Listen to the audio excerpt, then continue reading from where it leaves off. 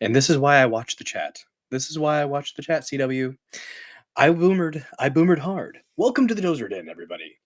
You've seen me animatedly move my arms and flap my gums for a moment. Oh, we boomered hard. We boomered hard. Thank you, Generation Mars podcast. I think that's what it is. Generation Mars. Yeah. Thank you, Generation Mars podcast, for the raid. I sincerely appreciate you. If you are new to the Dozer Den, first of all, welcome. Glad to see you. Hope you have a good time, and I hope to continue to earn your viewership. I don't want follows just for the numbers, guys. I want to put out a product that you guys actually enjoy. My goal here on the Dozer Den is to inform and entertain. That is the goal. Infotainment. If I can help make a shit sandwich just ever so slightly more palatable, well, I feel like I've done something right. Good to see everybody. Good to see everybody. See, we have Trader Todd over there on the YouTube land. Good to see you. And now we have another raid. It's raining raids. Hell yes. From Common Censored, Lord Sterling. Thank you so much for the raid, sir. Fantastic show for what I was able to watch today. I ended up being on a show with a Gen X on X podcast. She is on X and on Rumble. Pretty small following on Rumble, but she is building it up here. We had a fantastic conversation for about an hour and a half, and I figured out how to cast it to my X and also Rumble, so that is there for you guys to view. We had some really substantive conversation about the wildfires in California, and just general manufactured crises and uh, various talks of the Hegelian dialectic and whatnot, and talked about some general, tinfoil hat things. And by the way, guys, it's been teased for weeks now. And now, dun, dun, dun, dun, the Bobble Trump. He has his own foil hat now. Guys, it has finally happened. It has finally happened. Lady Dozer fashioned this for me while I was helping get my younger daughter to sleep because she was being a bit of a butt. She was being a bit of a butt. But we got her down. She just needed some cuddles. But she made that, put that foil hat on him for me. And I was able to smash some biscuits and gravy before coming up to the stream because, guys, I've already been on a stream. I've already been streaming for an hour and a half today. So I know I say it every show, but we're probably not going to go 3 hours, guys. Probably going to keep it to about 2.5. I end up usually being a dirty, rotten liar, though. I just want to real quick say thank you to everybody who supports this show, whether it be monetarily with Rumble Rants or gifted subscriptions or subscribing to the show in general on your own, or just by simply sharing this out, reposting, liking the like button. Guys, do not forget to smash that like button. Caress the like button. Lean in real close to the like button. Whisper sweet nothings into its ear. And we don't want to be like Creepy Uncle Joe. Don't be like Creepy Uncle Joe, guys. We don't want to do that. What's up, TV Green, Mama Mac, C-Dubs, with the raid from a Generation Mars podcast. Thank you so much for hanging out here in the Dozer Den this evening. It's going to be a good show tonight, guys. It's going to be a good show tonight. We do have some topics. But what's up, Pulling my groin? Howdy. Nice to see you. Oh, by the way, guys, if you haven't followed me over there on X, we are creeping up, guys. We're creeping up on X. It's gonna start popping off. I'm telling y'all. We're almost to 3,200, which is some decent growth compared to what I've seen. So we're up to 3,200 at BillDozer74___, or you can just search Dozer74. You should be able to find me fairly easily over there on the X machine. We are streaming to Rumble, X, Locals at the dozerden.locals.com. Right there. Oh, on time, on point, Trish. Lovely mod in the chat. Good stuff. Need to get a little more active there. I'm more active on Discord than I am Locals, but I will start trying to make an effort. I did post a lot of the Snowmageddon activities over there on my Locals, and I do, of course, stream there for at least 30 minutes, because for some reason, Locals only lets me do 30 minutes. I think I have to stream more often, and eventually it'll let me do my whole show there. But what's up, Entropy Nomad? Good to see you. Thank you so much for joining. And Donna, 1437. Welcome. 65 people watching already. My goodness, my goodness. Guys, are we going to do it tonight? Are we going to hit 100 people watching live on Rumble? Is it going to happen, guys? Can we do it? Can we make it happen? Can we increase the reach of the Dozer Den? Can we bring more killdozers into the warm embrace of the Dozer Den? Where's my screen? You talking about the trifold there, Donna? It's not up right now, but I will probably put it back up because at some point the Lady Dozer is going to want to go to sleep. So I probably will bring that out. I kind of forgot to put it up, so yeah, yeah. But it'll be up later. Don't worry, Donna. Don't worry. It's coming. It's coming. Guys, I may or may not have figured out a way to actually get some sounds on the show, so you'll have to tell me. We'll do a little troubleshooting. We'll do a little troubleshooting today. I'll try to be as tactful as possible with the sounds that I have implemented, and hopefully we'll be able to integrate into the stream. Damn, 70 people already, guys. Don't forget to smash that like button, all right, guys? Or seriously, real talk. For real, no cap. As the Utes say, hit that like button, guys. And I get it. We get excited about that like button. I understand. I do too. But if you must hit it more than once, do not only hit it twice. You must hit it thrice. For if you hit it twice, well, it cancels it out. And we don't want to do that. We want to be very proud of our support for the Dozer Den. Ooh, I do love to see that chat lit up red. The lovely Magarash present in the Rumble chat with all these subscriptions. You guys are absolutely Chadley. I will just say that. Absolutely Chadley with your support. Love to see it. Love to see it, guys. Oh, man. On Borf or off board sounds. On Borf? You mean board? Nice Neopet. I don't know if it's a Neopet. I think it's a Squishmallow and a Pokemon. That's an Eevee back there. I think her name is Naomi. Pretty sure that's the name of that Eevee. I don't know. But anyways, they're just there hanging out. Oh, there's a cat. There is a cat. My kitty co-host. She is on the bed back there. So she might pop up every now and then. Guys, if you want to make sure that you keep that poor cat from wasting away to nothing, because she's not rotund at all. She's not rotund at all. Do not forget to donate to the Dozer Den if you have the means through Rumble Rants, or you could do Venmo or Cash App. That is in the description. One of the things cool about being a subscriber to Bulldozer74 here on the Dozer Den is you get amazing emotes like that. Right there. Right there, you see it? Slap it. Whoosh-ah. You gotta slap that peach. Gotta show it who's boss. Gotta show it who's boss. Oh man, look at that. Look at that. Entropy Nomad coming in super freaking hot. Oh my goodness.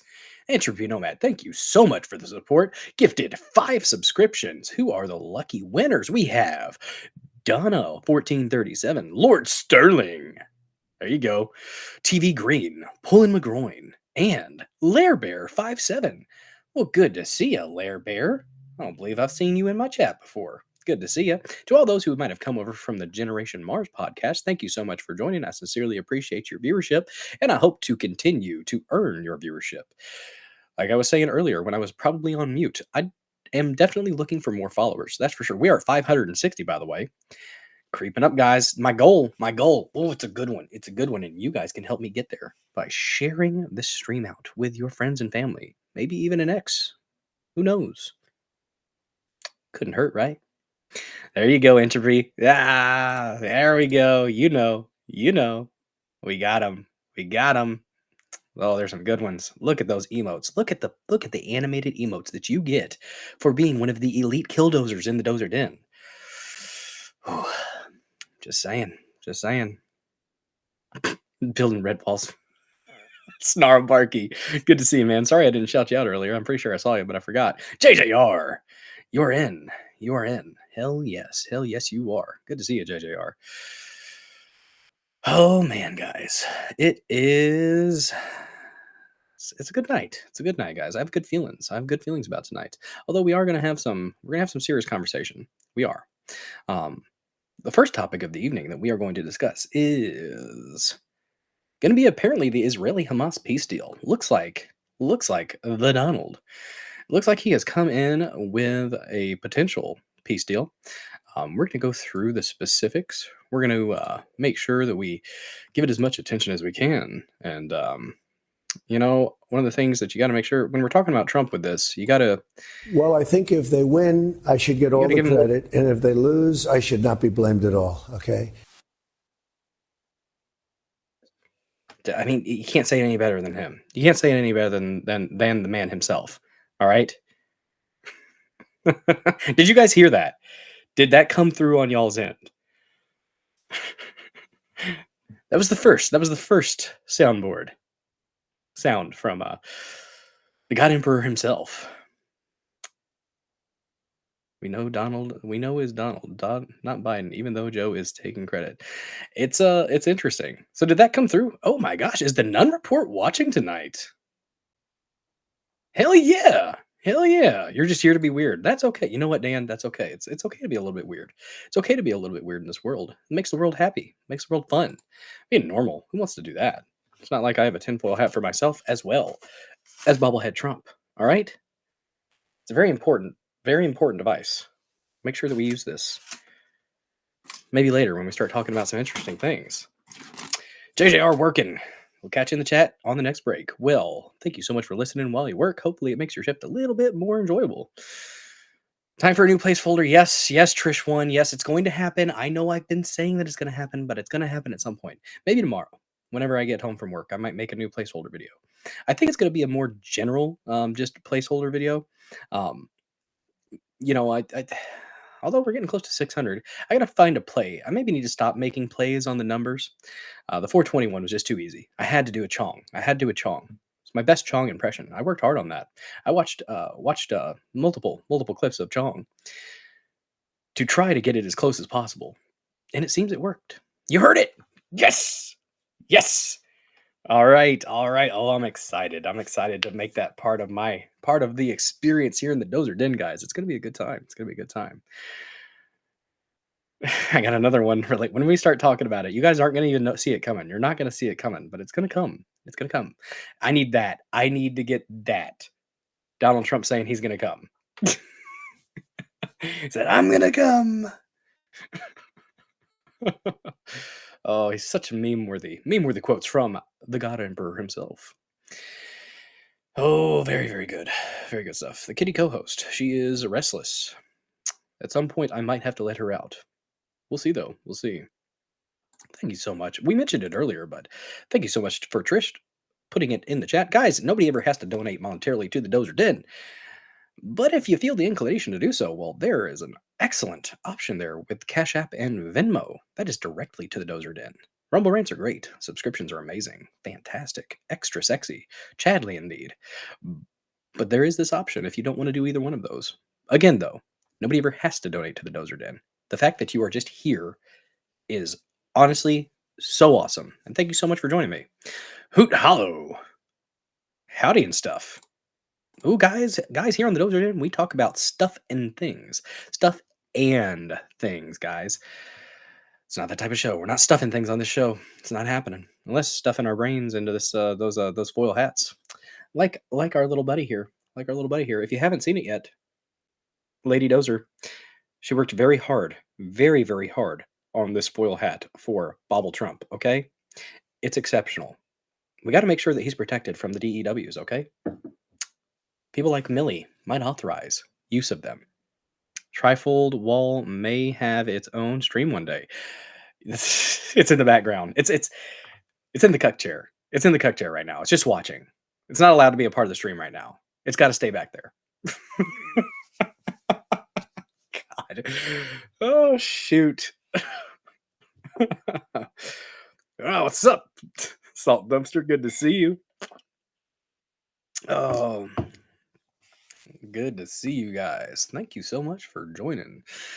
Guys, we're going to go into the Israel Hamas peace deal just a little bit. We're going to talk about it for a good while. Then we are going to... oh, man, dude, C-dubs, shit happens, man. Here's the thing, dude. We get in places in life. And if you were on the Saturday stream last week, we got pretty freaking heavy towards the end. chat got a little bit open talking about some stuff, and we struggle with things, guys. And here's the thing. It's okay to struggle. Struggle is going to happen. Strife is going to be present in your life at times. It's how you handle it. That's what matters. Perseverance through that is what's important. And for anybody who is going through a rough time, I sincerely do, and I mean this sincerely. I sincerely hope and pray that you're able to come out on the other side in a better spot. We get bent over a barrel sometimes. Like I told you, man, we get bent over a barrel, and sometimes we got to take it for a minute. But you know what? You make it through. You make it through. And I know y'all are definitely able to do so. Got strong folks here in the Dozer Den. It's okay to need a little help sometimes, though. I'll just say that. It's okay to need a little help. There's somebody, that I know personally who was kind of dealing with some stuff and, talking to somebody. And you know what? It's okay to do that too, in whatever form that may be. Sometimes an objective third party, that can be pretty dang helpful. I'm not gonna lie. I've had to do that before. Shit gets tough sometimes, guys. It does happen. Sanglant. No, we're not talking about the snuggle struggle. We're not talking about the snuggle struggle. What's up, Chris DL? Good to see you. Goodness gracious. Guys, if you haven't checked out the stream that I had, it actually was posted. I was on Gen X on X. Melissa Dawn, lovely individual. Fantastic conversation with her about the California wildfire stuff, possible smart cities coming up, LA 2.0. We watched the Wiggle from Gavin Newsom, and just had a really decent conversation about the different things going on and their various puppeteering plots that might be present. Ooh, I told you guys I'm a whore for alliteration. Can't help myself. I can't help myself. It happens. I didn't even mean for that to happen. It just happened. But we talked about some good stuff. About an hour and 20 minutes of just decent conversation about the elites doing what they do. And I say elites with disdain. Just got to make sure we point that out. You enjoy familiar friends and making new friends. Yay! Friends. Indeed. Indeed, friends. It's good stuff. Inauguration Lee Jackson Day. 7 hours ago, Nancy Pelosi said she will not attend President Trump's inauguration. Oh, man. Nancy's not going to be at the inauguration.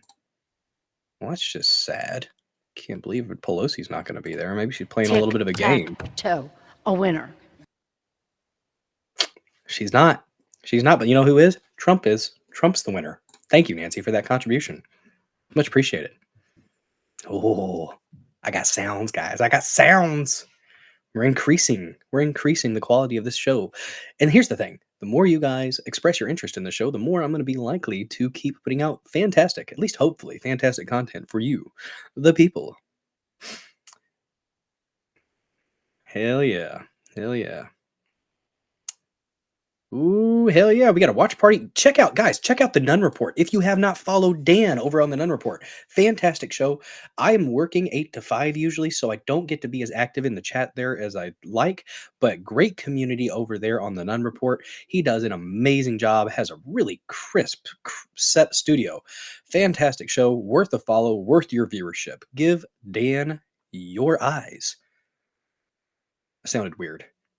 Metaphorically, not literally. If you guys are not thinking of that scene from Robin Hood Men in Tights where he says, lend me your ears, and everyone throws an ear at him, I'm disappointed in you. But check him out, The Nun Report. Great stuff. 3 nuns. Well, I thought there were only 2. You don't want sound bites? See Dubs. I've been wanting sound bites. I've been teasing sound bites for months. They'll be used appropriately, and not all the time. I just kind of think they're funny. They entertain me. Too, bless you. Yes, Interview Nomad. You know exactly what I'm talking about. What's up, Getting Her Done? Getting Dozered, excuse me, because you are able to change your name based on the chat you're in. That is awesome. Getting Dozered. Hey, y'all, been listening and just got to the keyboard. Well, thank you so much for listening. Gonna be a watch party, guys. Gonna be a watch party. pray for people's safety. I've been praying on it. I'm really worried about the rally that he's going to do. I guess is that still on? Last I heard, he was doing a rally or doing like a speech before the day before inauguration. Um, pray pray on that. If you're a praying individual, I am. Not Bible thumping or nothing like that, but I definitely am praying for his safety, praying for his family's safety, the people that are around him. This is it's dire times, and especially with him coming in hot even before coming into office and helping what looks like instigate a bit of a peace deal. Now, it's not perfect, but here's the thing: people are freaking out. There's people that are hardcore still DeSantis DeSimps. They are, and they're like talking stuff on this deal. It's not perfect, but you know what? It's better than nothing. It's something. It's a step in the right direction. So why are we going to scream and shout and say, "Oh, it's just because of Trump. Just because Trump, we're mad at Trump, and we got a hate boner for Trump the whole time." Like anything that he does, you're going to scream and cry about. Like, grow up. Honestly, grow up. Speaking of X, let's make sure things are rolling well over on X for my X peeps. Because we have a decent following of people watching us there. What's up, Spectre? Good to see you. Thank you so much. It's like, yeah, it's almost like he's daring him to try. Get this man an Iron Man outfit. Damn it, Musk, you have the technology. Build Trump an orange Iron Man outfit. Put this man in a steel suit, an alloy. Make it strong. Give him rockets. And also confetti, because we need confetti. Pray for Trump's safety for sure. Absolutely. Abso-freaking-lutely. Snarbarky, you added Trump to your nightly prayers ever since Butler. Heck yeah, man. Heck yeah. Yeah, they never age past the point of 12. Seems like it. Seems like it sometimes. C-Dubs gifting. Yet another. Oh, there was Entropy Nomad that did 5 earlier. C-Dubs with 1 gifted subscription. Who is the lucky winner? Thank you so much for your support, by the way. Thank you so much for your support, C-Dubs. Much appreciated. To Dan, the Nun Report. Look at you. You've only been here for a night. You've already got a subscription. Look at you. You have a vast plethora of emotes now to access. You can slap the peach if you're so inclined. No, you don't have to slap the peach, but it's there for your choosing. There's Gandalf, approving Gandalf. There's some fun stuff. There's some fun stuff there. There you go. There you go. It should be a nomad with the Robin Hood Men in Tights quotes. Oh, Master Robin, you lost your arms in battle, but you grew some nice boobs. What happened to my cat? Choked on the goldfish. Tulip McGroin. Good to see you. My favorite type of groin. Tulips. Excellent. Excellent. Thank you so much for joining tonight. See? There we go. Slapping that. You got to slap it. What I like to see. Oh man, guys. If I don't do it now, I'm going to forget. I got to share this out on the X machine. Real quick, to our new followers here on Billdozer74, here in the Dozer Den, we have Real David Brent OG, Generation Mars Podcast, who raided the stream earlier right before Common Censored, Lord Sterling, Mermaid Messiah 3588, Kajin, Kodjan, and then Annie Get Your Gun, and Janek 909. Thank you so much for following Billdozer74 and being a part of the Dozer Den. I hope to earn your viewership because the numbers are great. Yes, they are. But I want to make sure that I'm actually putting out something that the people enjoy. So hope to continue. God, oh God, returning into Biden. Continue to earn your viewership. Oh man, the chat is up. Hopping. Done with mirrors. Well, you know, sometimes we get a little bit tired of the mirror, what it shows us when we look deeply into it. Sometimes we just think we might not look that great and we don't want to look at a mirror anymore. And you know what? I get that. Sometimes you don't want to deal with the mirrors. Yeah. Thanks, guys. If you are new to the Dozer Den, we stream Mondays, Thursdays, and now Saturdays at 9:30 p.m. Central. Saturday is going to be a little bit more laid back. The Dozer Den decompress, maybe, or the Dozer Den reset. I'm not really sure what I want to call that, but it's going to be maybe 1 or 2 news stories, and then we are going to be just jamming, guys. We're going to be taking music video requests. The Dozer Den DJ Hour. All right? That's what we're calling it. You send in some rants, and it makes absolutely sure that I'll be able to see what music video you want me to play.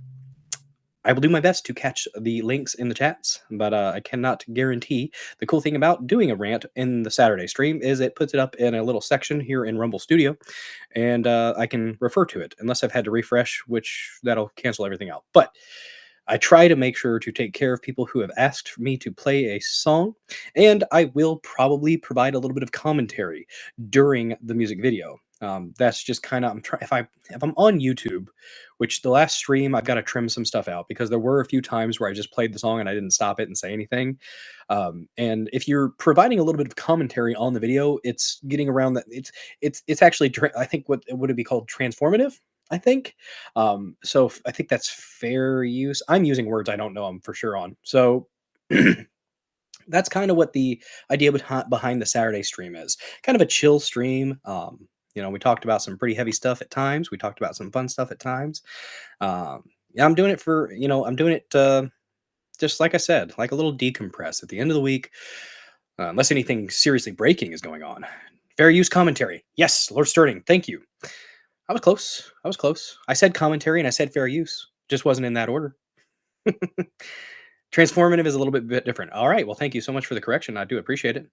Have to add copyright content to copyright material. Yes, exactly. So hopefully you are not bothered by me stepping in every now and then and providing a little bit of a reaction. It's kind of what I did with especially the last song that the Falling in Reverse's version of Last Resort Reimagined. That one I stopped quite a bit and kind of analyzed what was going on in it and talked about, literally at one point that stuff starts falling in reverse, right? And what is falling in reverse? It's rising. It's rising up.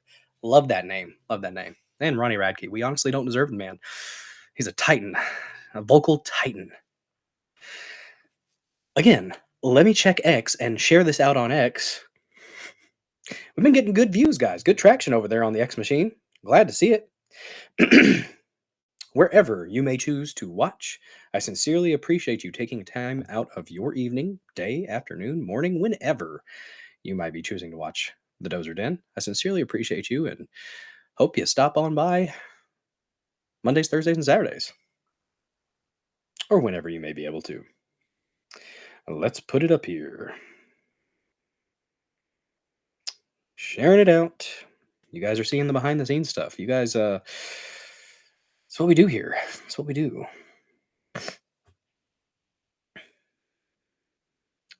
But we don't want dead air, do we, guys? We don't want dead air. Gonna pin it to the top. Bam. Creep it up on 3,200 followers over there on the X, guys. Salt dumpster. You have reminded me, guys, in the old days of Rumble, I say smash that like button. It's a thumbs up right now. It is. But in the old days, in the dark days, possibly, of Rumble, it was a plus sign. And we affectionately referred to it as the plussy. And you could pound that plussy. You could smash the plussy. You could wreck the plussy. That's Plussy.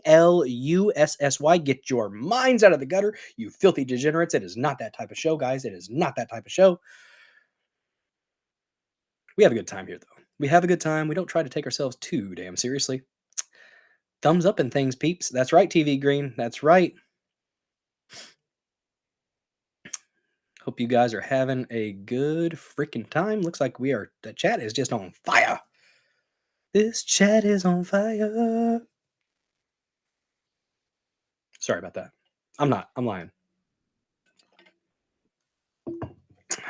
Guys, after we get done talking about the Israel and Hamas deal, with some nuance. Oh, look at that. Spectre, thank you so much for following. Sincerely appreciate you. Let's take a look at that like button. Let's see what it's done right now. What have you guys done to this like button? I hope you have had your way handily with the like button. 28 people. 28 people. There you go. There you go. We can do better, though. We can do better, guys. Take a brief moment, and smash that like button. Guys, commenting in the comments section apparently helps the channel grow as well. So if you want to throw something zany out there in the comments, mix it up with some people. Have an argument if you must. I don't care. No, keep it civil. Keep it civil. Have a spirited debate. That's what I call it whenever, Lady Dozer and I have a discussion. It's a spirited debate. It's not an argument. It's a discussion with loud noises sometimes. That's called positive reframing, by the way. Oh my God, CW. yet again. Yet again. CW, you absolute mad lad, you. With another gifted subscription. And who is the lucky one? That is Spectre. Spectre, look at you. You just followed, and you got yourself access to that wonderful, wonderful library of subscriber only emotes. Guys, this chat has been lit up red. It is beautiful MAGA red, infected with patriotism. That's what it means when your name is lit up in the most beautiful shade of MAGA red. Thank you guys so much. So very much. Who farted in the chat? Well, you know, getting dozered. I mean, if you smelt it, you may have dealt it. I'm just saying. Now I'm thinking of the Delta smelt. We talked about that on getting Gen X on X. Worth a follow, by the way, on Rumble and over on X. She's got, I think she's got about 40,000 people that follow her on X. Whereas she gets really decent traction, decent views there. So she's been hustling. She has a really fun show. I don't tune in as often as I would like, but I was on it today. That's what was on previously. So if you guys do want to check that out at some point, it was a really good conversation. I didn't get as loose as I do here on my show because this is my show, and I'm going to pretty much say whatever the hell I want here, while understanding that I do have a life outside of the internet, guys. I am not only the monkey that you can demand to dance, okay? Okay? I'm a real boy. Goodness gracious. Oh, what is my chat doing? Uh-oh. Spazzing out over here, but it's not over here. Ah, look at that. I have options, guys. I have options. Sanglant. Ye are but a... What is... Goodness. I made the rhyme. Must have committed the crime. It's basic physics. That is a solid point, Sterling. A very, very solid point. Very nice. Very nice indeed. She said, sorry. That's right. Better apologize getting dozered. Oh, man.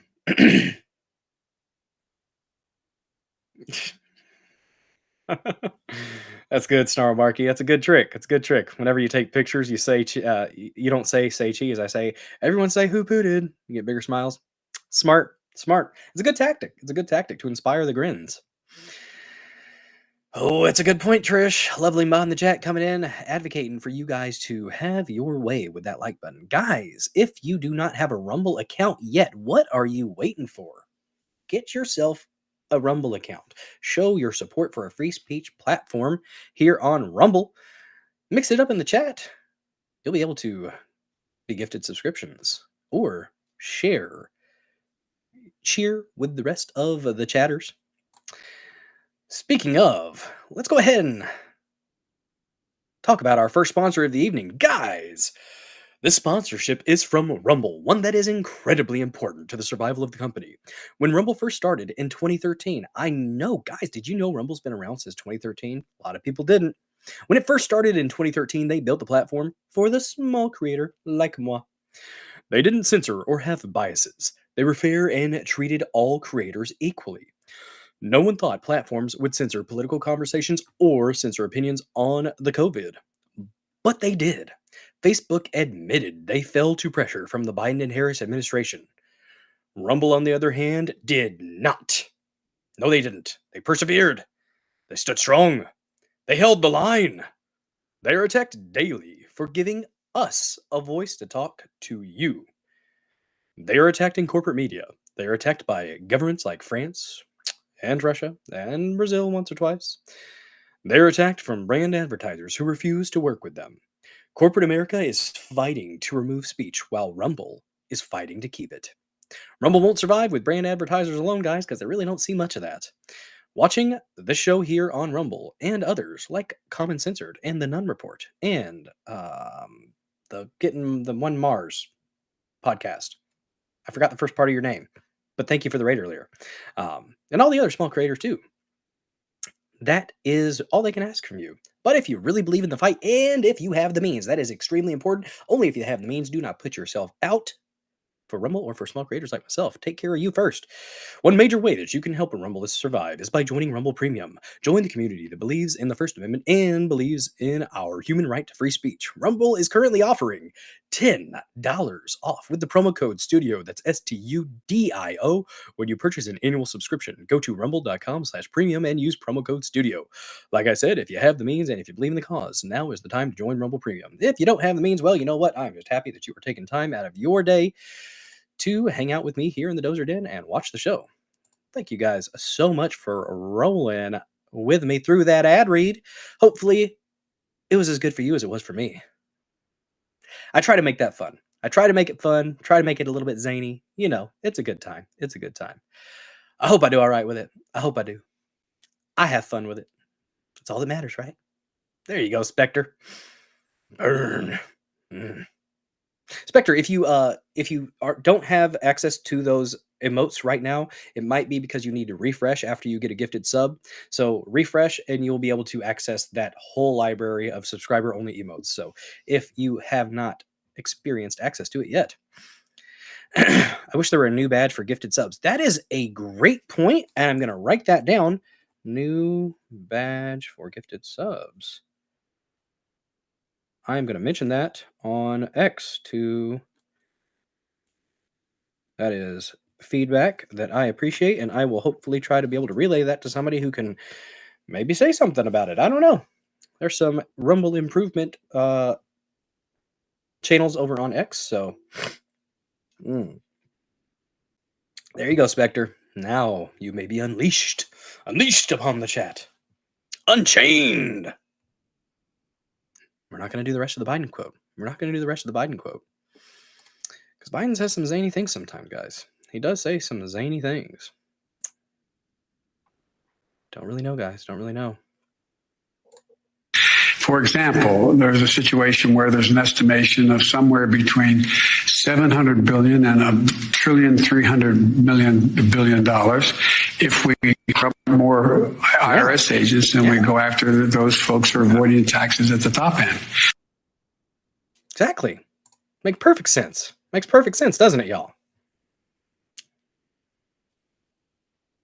I'm going to have fun with those. I won't try to overuse them. But when it feels right, you got to do it sometimes.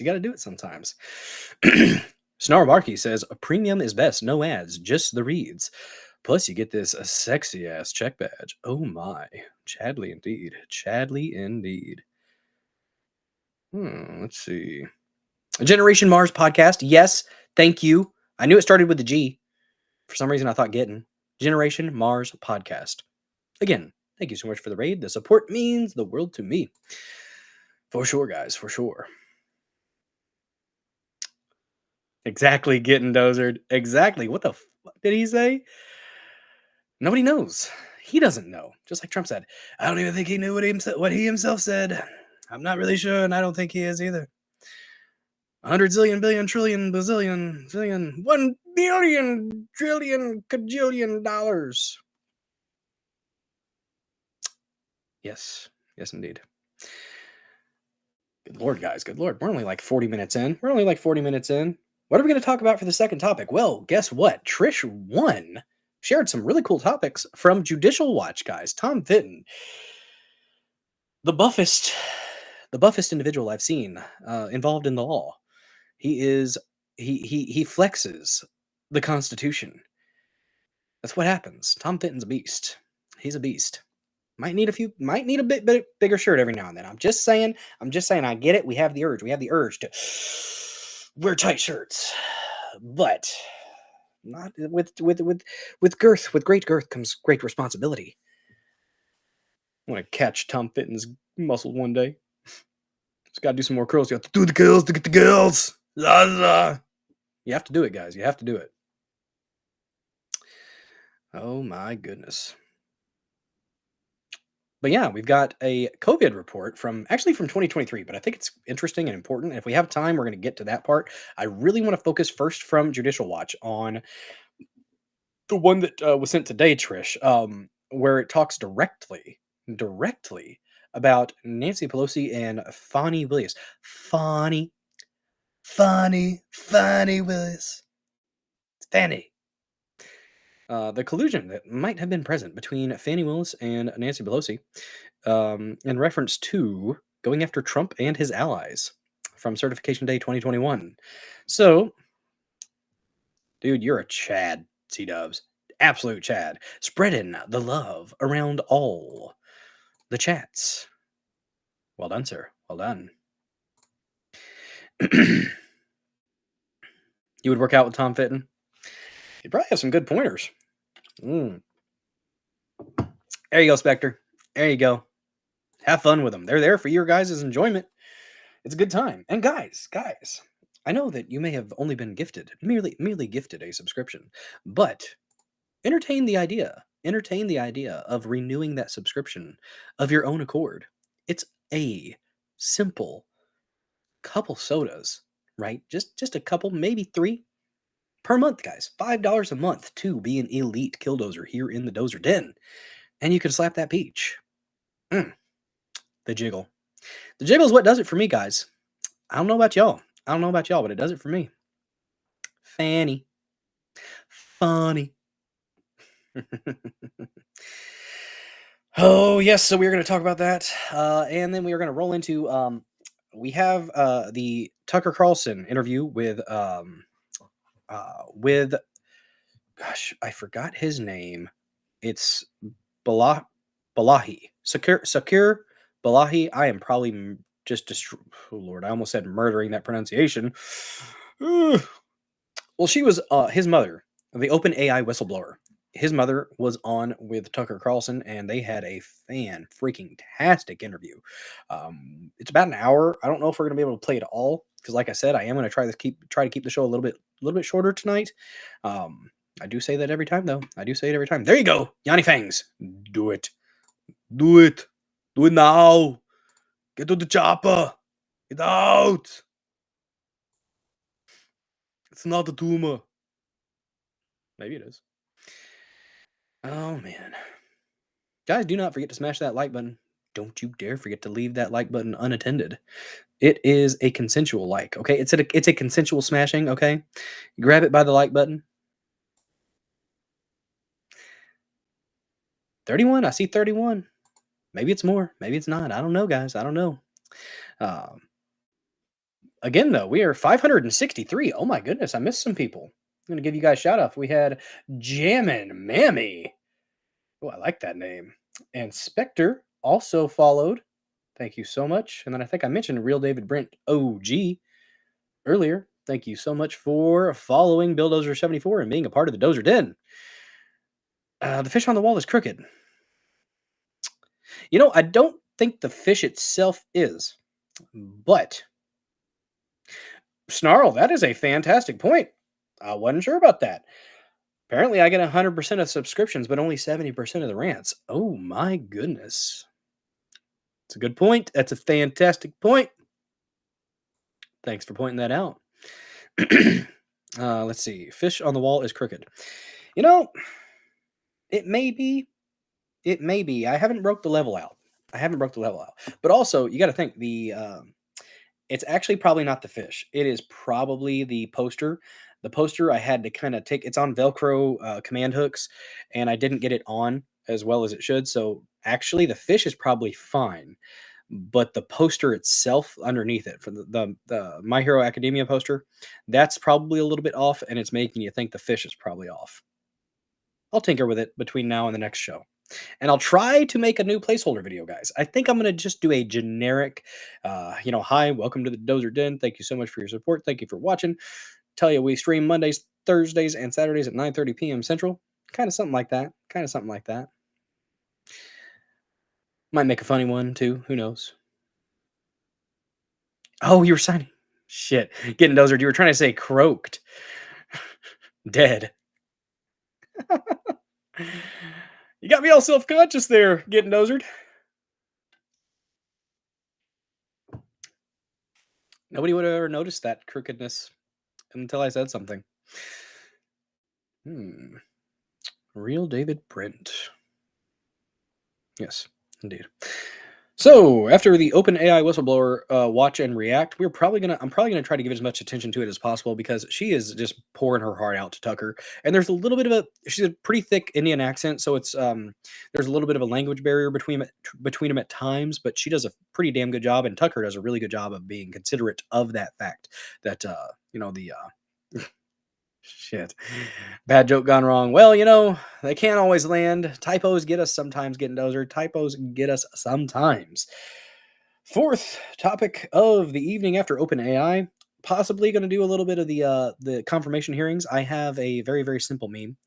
Very simple meme, and we might play a couple clips. That's probably going to be our our palate cleanser at the end. Some of the clips of that hearing, because that hearing, guys, if you didn't watch that Senate confirmation hearing of Hegseth, holy crap! I was ready to get the popcorn out. That was some.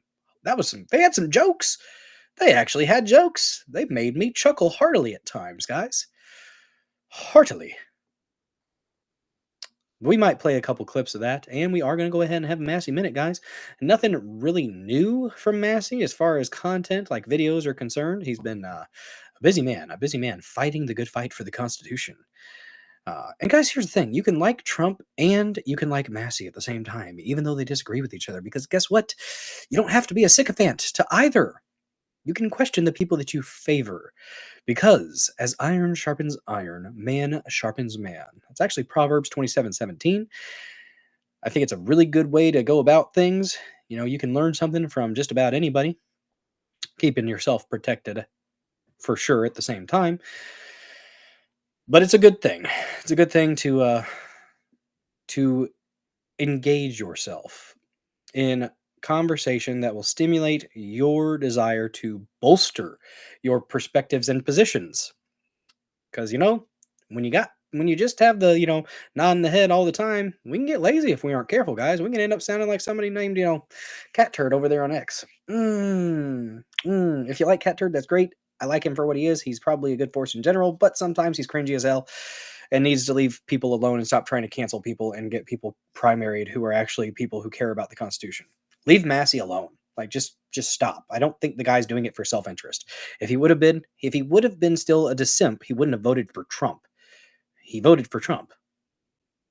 Like, he did that, and he's willing to work with Trump. So you can like them both and disagree with them at times. It's okay. It's okay. It's a mature perspective. All right. So, guys, first topic of the night. Let's go ahead and dive right into it. We have an article. Israel and Hamas seem to have come to a bit of an agreement. Now, there's been a bit of back and forth on who's going to be able to take credit. I don't want to play the clip again because I don't want to overuse the soundboard that I have started to develop here in the studio.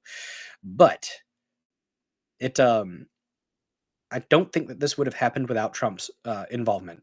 I really do not. I think that Trump is ultimately the one that is going to. He was the deciding factor, and even from the people on, the people in the Israel convoy have said that Trump actually pushed back on Netanyahu to get him to come to an agreement and not worry about staying in his position. So there are definitely parts of it that were there before, and it's not a perfect deal, but it's better than nothing. And I'm one of those people who wants progress in these situations when it comes to hostages. Now, are all of them alive? Are there some that are, maybe in a state of disrepair? Perhaps, but it's a move in the right direction. And just because there's an agreement right now doesn't mean that it's going to stay exactly like that. Ooh, Yossi W, speak it into existence. Get us up 30 more people watching. Guys, don't forget, you do have the ability to repost here on Rumble. Let's all the people who follow your channel, your account, even if it's just your user account, which is what I use to stream, my user account. The channel, maybe I might do something with that at some point and make it like just geek stuff, just anime related. Who knows? But really focused on this one right now, though. But yeah, if you repost it, it goes out to the people who follow you, and I think it shows up in your email. I'm pretty sure that's where the notification shows up. I know Cool Frog was talking about it the other day. Also, another person to follow on Rumble. Cool Frog. Good folks over there. And the Blunt Scotsman.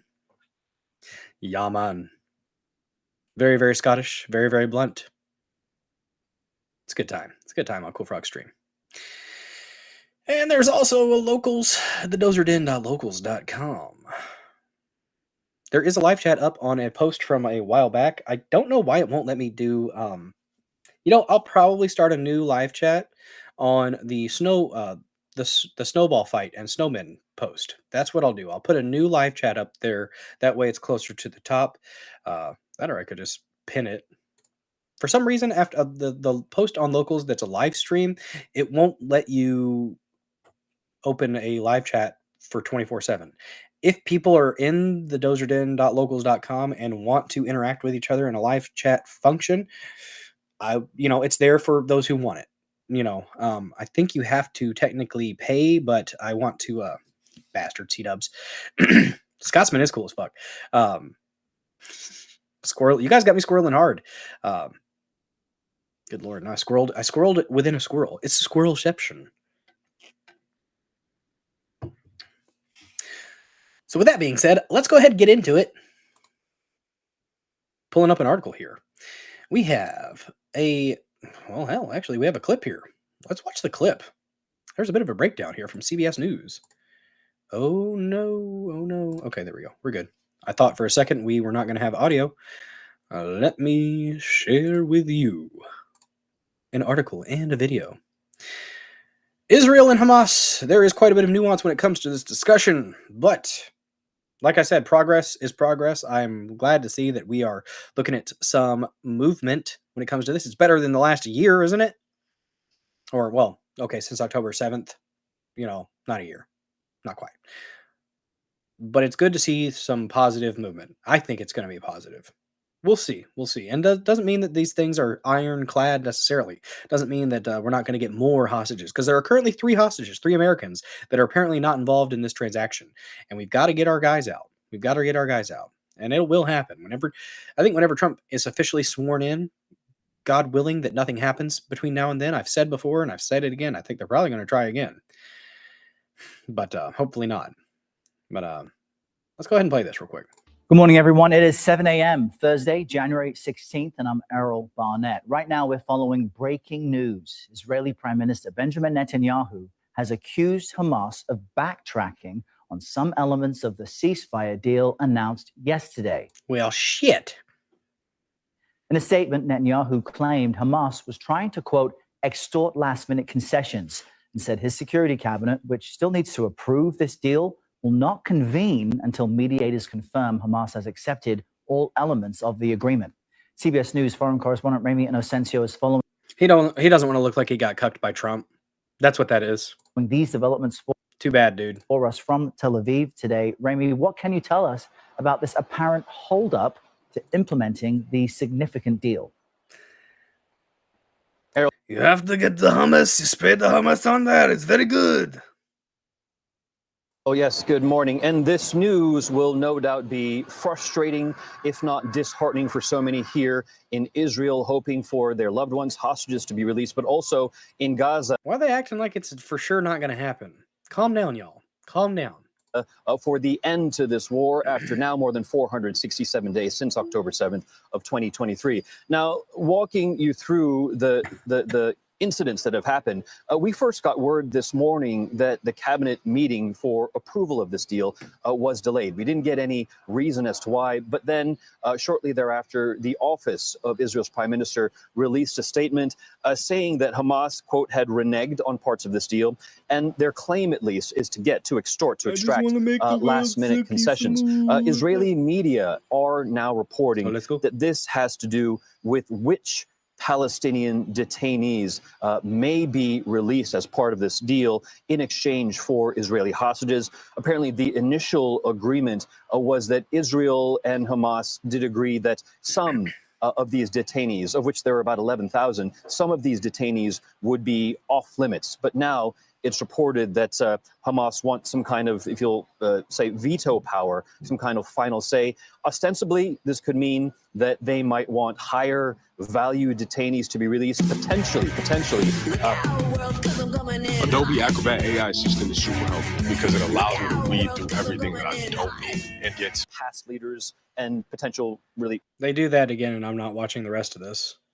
future leaders of Hamas. But Hamas did come out with a statement just now saying that they are still committed to this deal. No one is saying that this deal has been totally derailed. Talks still do continue. There was so much optimism around this on Wednesday, Rami, but also that sense of Wasn't that guy on Grey's Anatomy? caution when it came to which Palestinians Israel would release. If this does move through, how will it play out? Sure. Let's hope that they get through this part of this impasse. Then here in Israel, it would go through a wider and wider circle of approval. First, it would go to the Security Cabinet, the War Cabinet, made up of 5 ministers.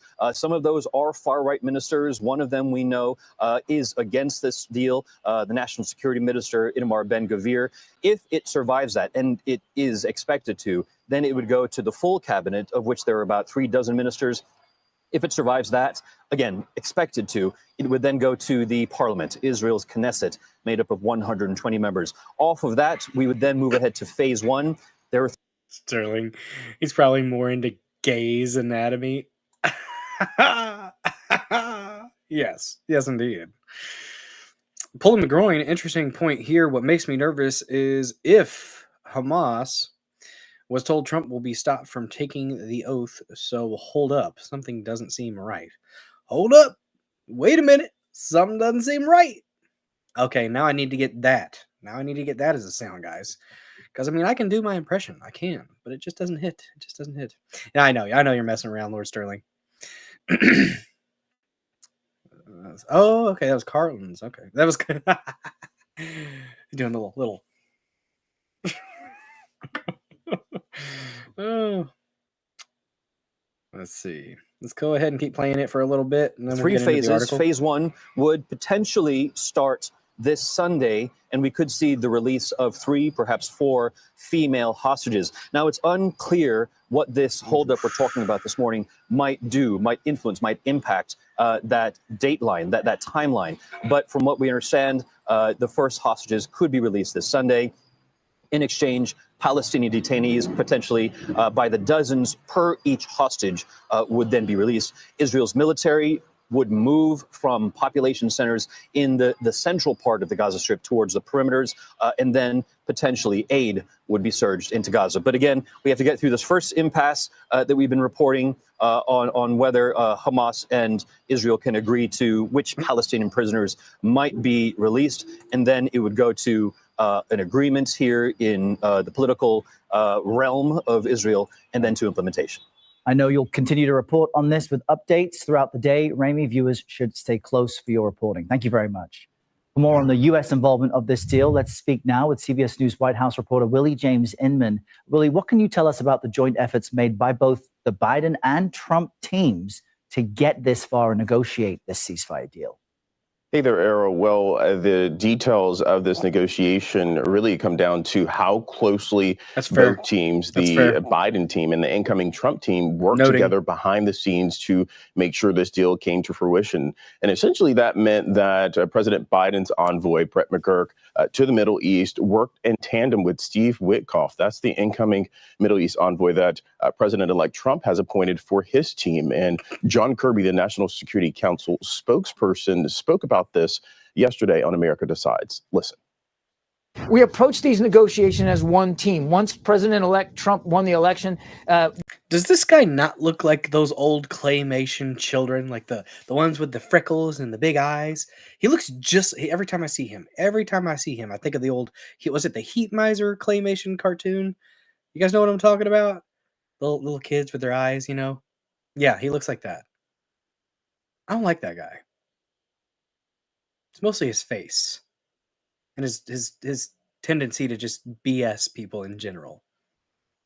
The president directed us, our team, to reach out to them to make sure that they were fully informed and were coordinated with and involved. And Mr. Witkoff was involved in discussions in the region, in Doha and in Tel Aviv, because we know, President knew, that it was going to be up to Mr. Witkoff and the Trump team to implement this. Now, this is important for the two teams to work together because perhaps Hamas could exploit any differences between the Trump and Biden teams. So they're presenting a united front here and making sure.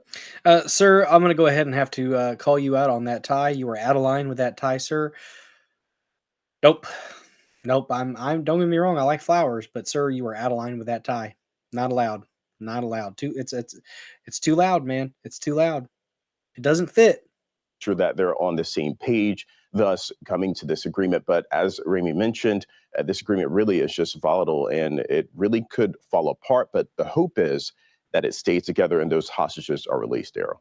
And Willie, last night I had the pleasure of being part of our team coverage of President Biden's farewell address to the nation. He touted accomplishments, but also offered a stern warning. Let's listen to that. Today, an oligarchy is taking shape. As you can hear the chants from the crowd. It really threatens our Let's entire go, democracy, Brandon. our basic rights and freedoms. He detailed that for a number of minutes. What's the significance of that piece of Biden's outgoing message? Yeah, it really is significant. And I was watching your report along with our colleagues late last night. President Biden taking a pretty big chunk of his speech to talk about the threat of unchecked fact-checking, essentially, on social media. Without naming names, he didn't name Mark Zuckerberg or Jeff Bezos or any of the other billionaires, specifically Elon Musk, who have really just grown closer to President-elect Trump.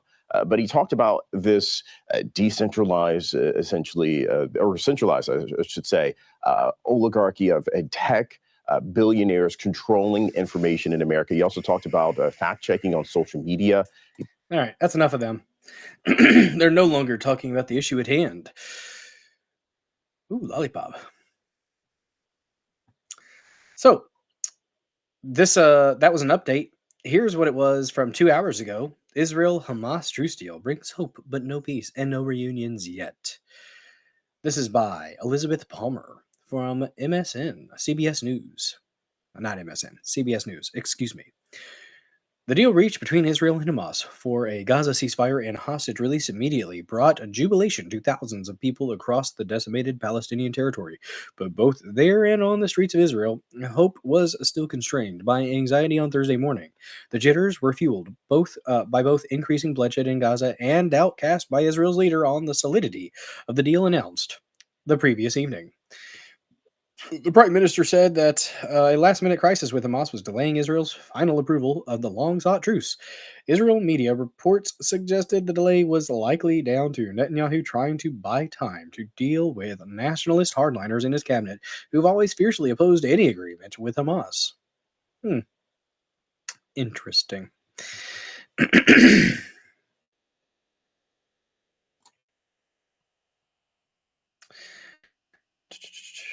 We fully expect the deal to proceed as described yesterday and on the timeline that we've laid out. So, implementation beginning as soon as Sunday with a ceasefire and the release of the first hostages. U.S. Deputy National Security Advisor Jonathan Feiner said on Thursday on CBS Mornings, acknowledging a set of implementation details and conditions that are going to be a challenge throughout the implementation of this deal, which is going to extend well into the next administration. Feiner said President Biden has spoken with Netanyahu twice in the last few days, including yesterday after the agreement was reached in Doha. The deal is a fragile one, and the logistics of it will be extremely complex. Even Hamas getting the hostages safely to a handover point will present significant security challenges. The agreement is not set to take effect until Sunday, and with Israel's military increasing attacks in Gaza rather than easing them in the wake of the deal, and none of the roughly 100 hostages expected to come home for several days, nobody who spoke with CBS News on either side of the border seemed ready to take for granted the peace looming tantalizingly just over the horizon. In Gaza, a new chance to live. For Gazans, it was the best possible news. Hearing that the relentless bombing of their towns and villages would stop on Sunday brought overwhelming relief and joy. One little boy who spoke to CBS News' team in the enclave summed it up in 3 words: "We're going home." Mahmoud Kurdia, who's been living in the southern city of Khan Yunis after being forced from his home in northern Gaza, said he couldn't wait to get back, even though he knows he has virtually nothing to go back to.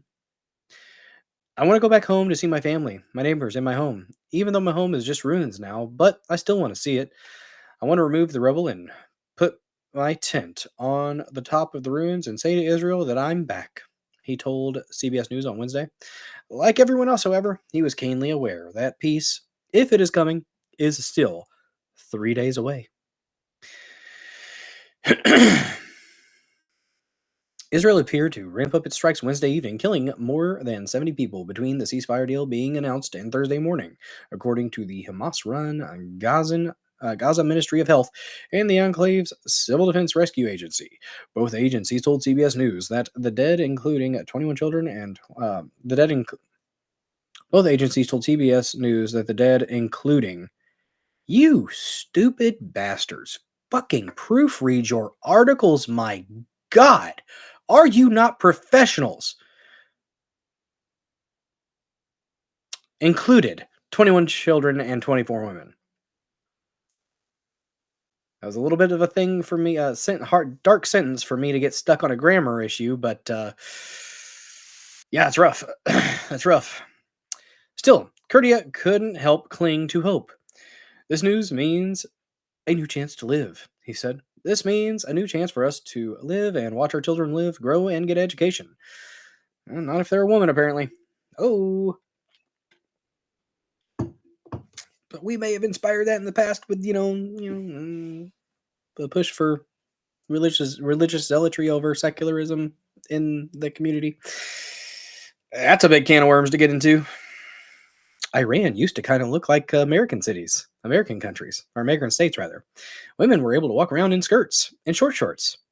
And then the CIA got up over there and did some things and stuff and things. And then now everybody's wearing the blankets. Yay. Neurodivergent one, good to see you, bud. Guys, do not forget to smash that like button. Tell that like button who's boss, guys. Make it want it. Indeed. The like button needs attention, guys. Yep, Iran back in the day was quite interesting compared to what we see now. Good job, CIA. Good job. Israeli hostages, yeah. Okay. Israelis hostages cousin happy, but not breathing. Okay. In Tel Aviv, a small crowd gathered Wednesday night on the spot where protesters have, week after week, demanded that Israel's government bring the remaining hostages home. Yafat Calderon was among them. Her cousin, Ofer, was among the 251 people kidnapped during Hamas's October 7th, 2023 terrorist attack that saw militants kill some 1,200 people and which sparked the war that has raged for almost 480 days. And conveniently, Netanyahu was having some unrest in the country and people wanted him out of power. And then just conveniently on October 7th, it provides an issue to stimulate a war. And then we got to be all patriotic and talk about the war and got to have the leadership in there still, right, guys? I'm just going to go ahead and put this tinfoil hat on for a few minutes. There we go. There we go. Trump's got his on. "I really like this new headgear. You should all have your own foil hat to protect you from all of the DWs that Mark Milley, that fantastic, fabulous fag of a general, probably wants to use on you." I'm leaving it on. Leaving it on, guys.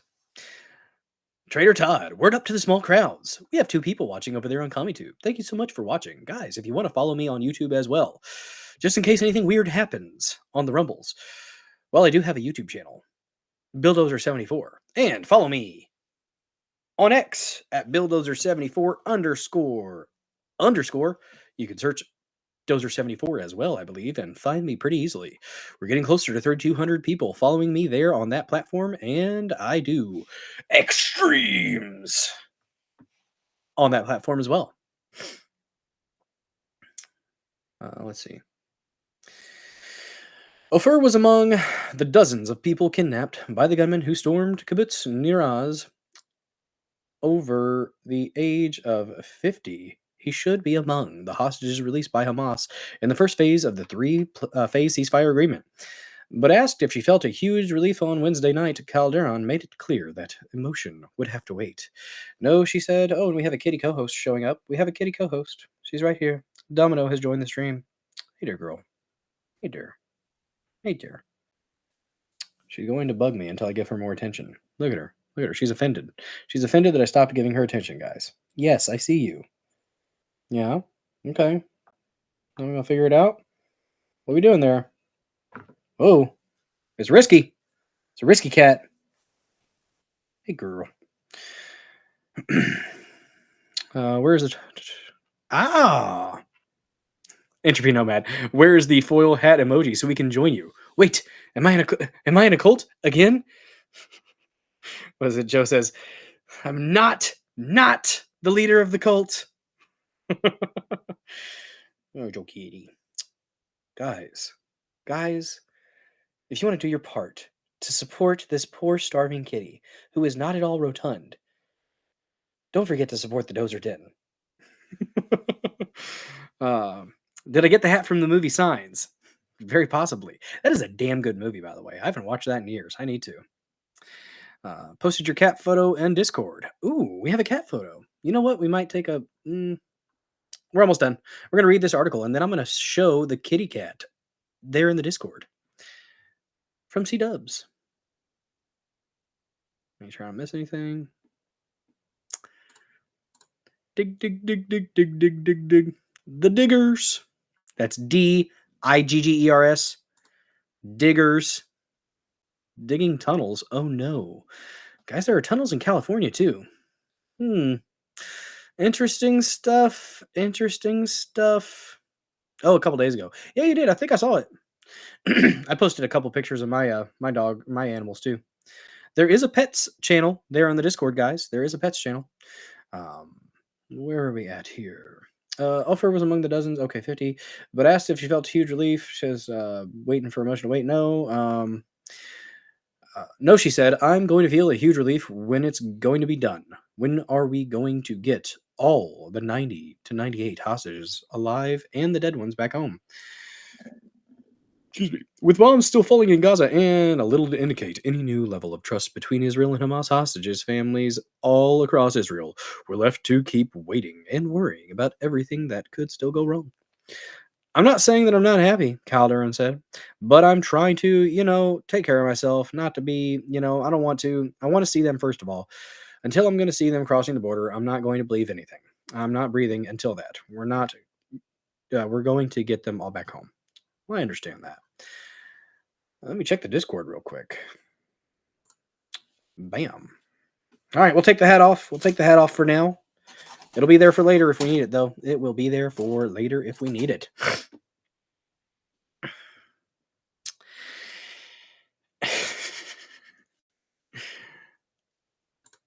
I have an attention span? Are you sure? I think it's in pets. Let me see. I know mine is.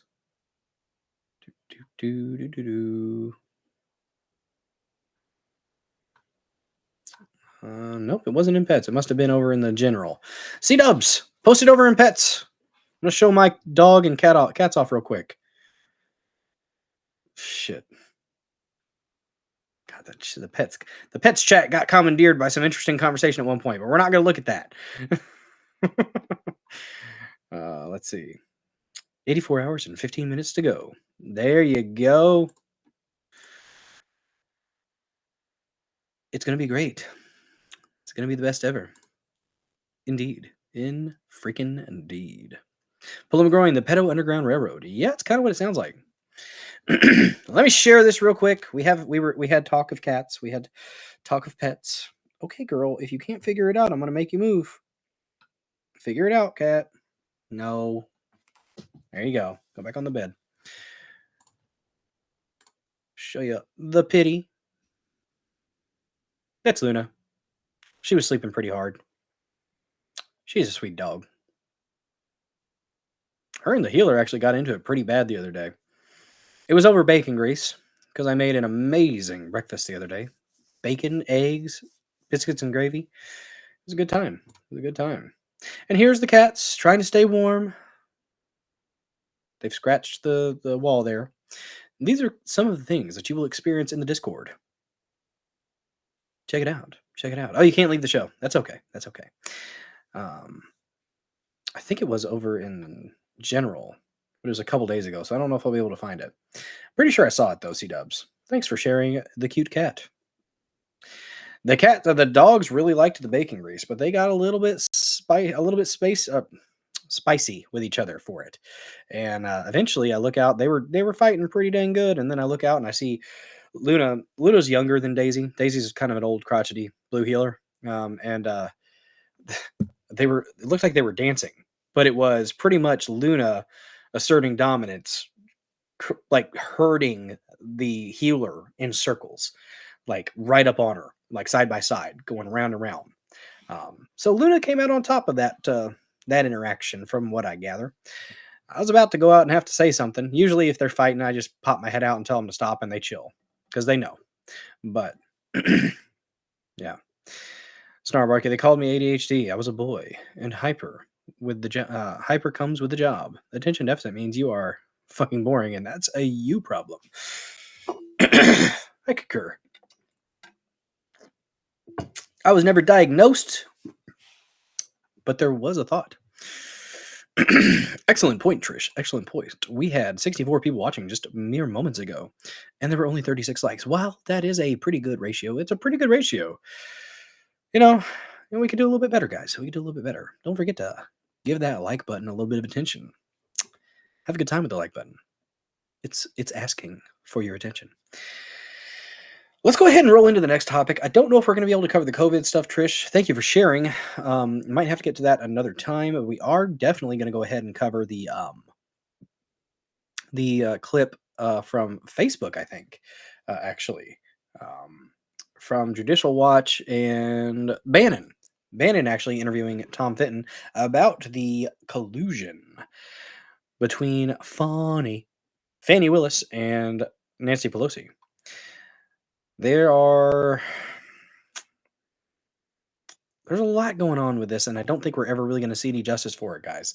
I would hope that our system would be able to actually implement a little bit of justice every now and then, but it's sad to say it usually doesn't end up going that way for the people that are on the establishment side of things, especially on the left. They tend to be able to do whatever the hell they want. Rules for thee, but not. Or rules for thee, but not for me. That's the saying. I had it right. Pull in the groin. If you can comment, you can probably smash that thumbs up. It's a good point. It's a very good point. Hobbits are my heroes. Well, I'm glad I'm your hero. I am practically a hobbit. Some might say manlet. But I'm a stout one. So there's that. So I guess you might go more dwarf. I think dwarf would be closer, a little bit more accurate.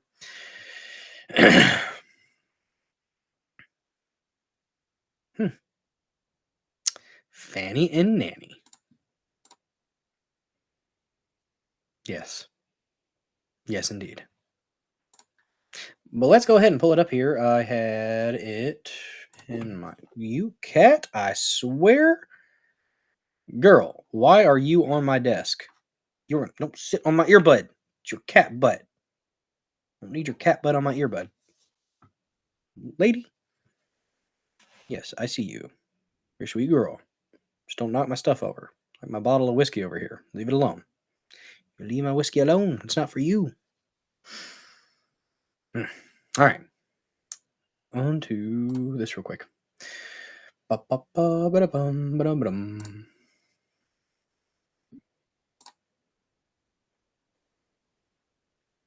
Getting this pulled up. No, I'm not doing either one of those things.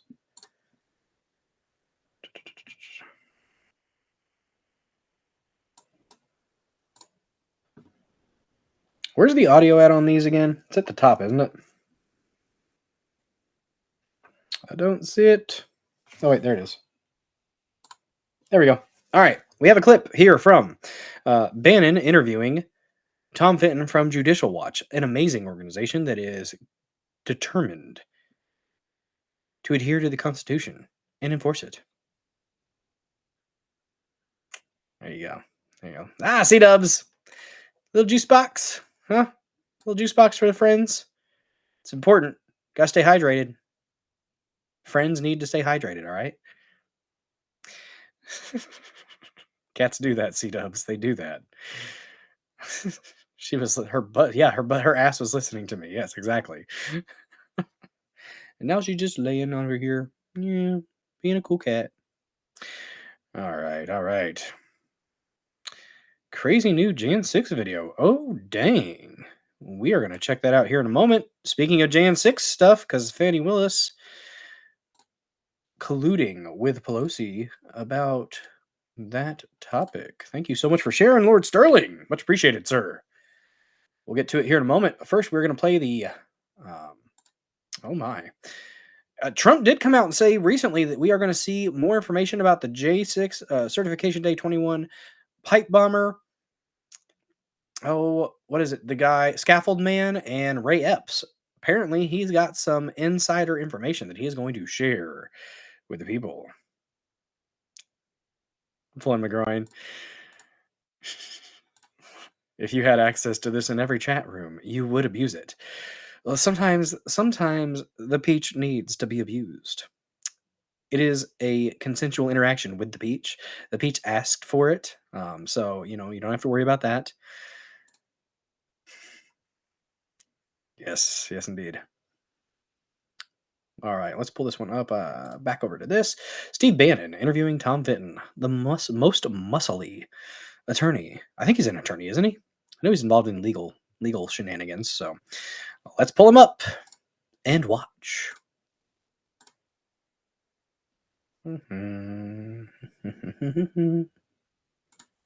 Enter full screen. And we don't have sound. We love you. I don't know if you're in the coffee room over there. But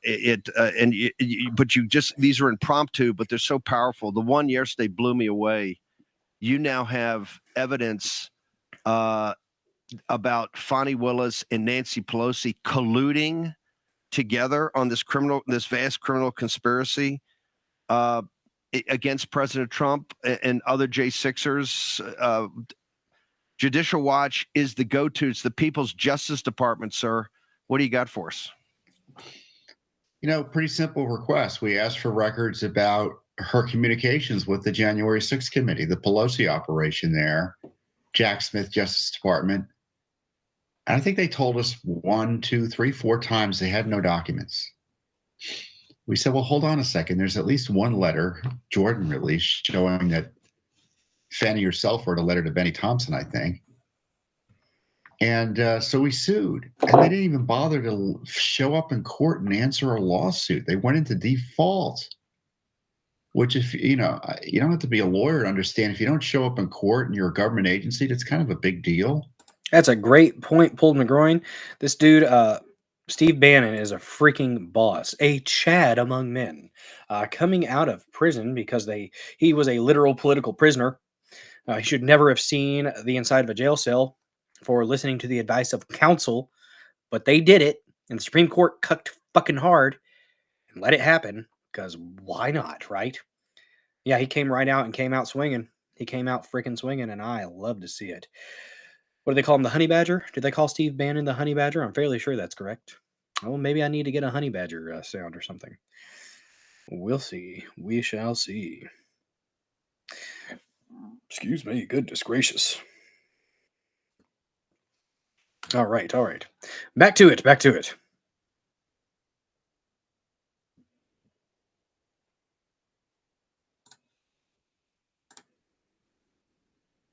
Son of a bitch. Judicial Watch the document, search for records, and lo and behold, they found a bunch of records, and they don't want to give them to us.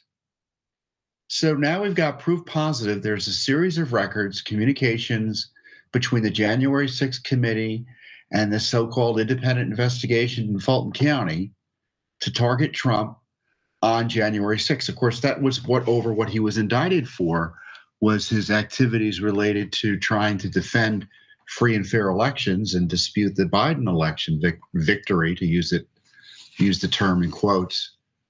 And so we caught her. She finally had to fess up to having documents. And just last night, the court told her her office has to give us $20,000 in attorney's fees for what she did here. So we're still in the middle of the battle of getting the darn documents, but we forced her to fess up that she had them to begin with, after her telling us, and frankly the court repeatedly, there was no there.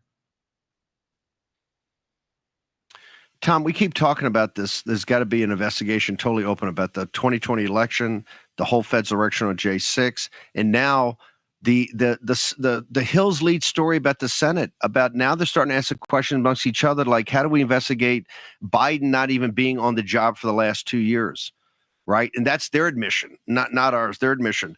What's Judicial Watch, since you guys really kind of always keep the big picture and drill down and get the receipts, what is your recommendation to both the Trump Justice Department going forward and also the investigative apparatus, and particularly in the Hill going forward, to make sure the American people understand exactly what went on here, sir? Well, if I were President Trump, I would appoint a special counsel directly. I wouldn't allow the Justice Department to do the investigation, wouldn't allow the FBI to do the investigation. They have to be the subjects of the investigation. And the president has the power to appoint special prosecutors directly out of the White House.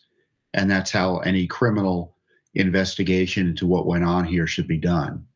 Certainly, Congress has an interest in understanding how it is our government was run for 4 years by an oligarchy, where a president, it's now been confirmed 6 ways to Sunday, was mentally out to lunch.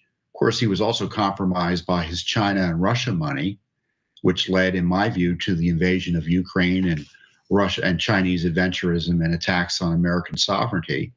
All that ought to be part of the investigations as well. You know, the challenge for Congress, even if they wanted to do the right thing and had the capacities, is that, you know, with the corruption here in D.C., there are 1,000 fires on the horizon. And where do you send your resources to uncover, combat, and make sure they don't spread further? And that should be the only question, is not what they investigate, is how much they investigate, because there's just so much to be done.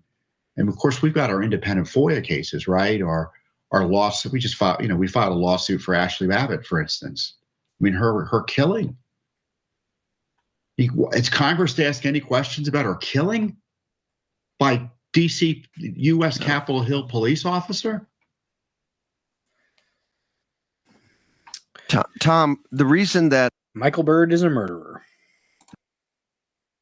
And Facebook's going to do that every time, isn't it? That you guys have an amazing track record. I've known you now, I think, for 10, 12 years of under-promising and over-performing. I just want to repeat, Tom Fenton is advising President Trump that he should immediately install a special counsel, a special prosecutor, independent from the Justice Department, to go through all of it and to staff it up however he's got to staff it up, but to go through. And when you do special counsel, special prosecutors, these are criminal investigations. I just want to make sure I'm clear. That is what you're recommending to President Trump? That's right. And, I'll leave it to the lawyers to figure out how that process would work and how grand juries could be impaneled and how they could partner with U.S. attorneys and such. But there's got to be a separation between the Justice Department. This isn't on a diss on Pam Bondi or Kash Patel, God help us. That's for sure. This is a recognition the agencies are compromised, and they will spend half their time fighting the tens of thousands of James Comey's and Andrew McCabe's and Peter Strzok's and Lisa Page's who will be there for a good period of time opposing everything they do. This is why, I always go back to the, remember the movie of Kevin Costner? Battling the mobster in Chicago. I'm forgetting the name. The Untouchables. The Untouchables. I remember the jury was compromised at the end of the movie. Yes. And what did the judge do? He said, you know what? Bring in the jury from the next courtroom. Yes. The FBI and DOJ's compromise is to bring a new set of investigators completely untouched by that operation. Sean Connery's word of advice to young Kevin Costner playing. They're right now working on a report at the Justice Department to smear Trump through this Jack Smith operation. They just stopped. Trump last night moved to hold the report until they take over, which is the thing to do. Jack Smith's same a criminal. damn thing they did with Gates. Sean Connery's advice to the young Elliot Ness, played by Kevin Costner, is that when they bring a knife, you bring a gun. Right? That's what has to happen here. Tom, where do people go to find out more about Judicial Watch? One of the great institutions that have been created on the right. Where do they go to track you on social media, sir? Well, they can go to judicialwatch.org. We're on X. We're also on Facebook, which is, I guess, a new free land under the Zuckerberg regime. Don't trust the Zuckerberg. So we're everywhere. Judicialwatch.org, all over social media. I got a great new book out, Your Rights and Freedoms in Peril. If they want to know what Trump should be doing and what the crisis is that has to be confronted by this new administration, the book is well worth picking up. Fantastic. Go to Amazon to get that. Tom Fenton, you're a hero and a patriot. Thank you very much for joining us this morning. You're welcome. Thank you. All right. Well, there it was. Good on him. Good on him. I wish this wasn't black.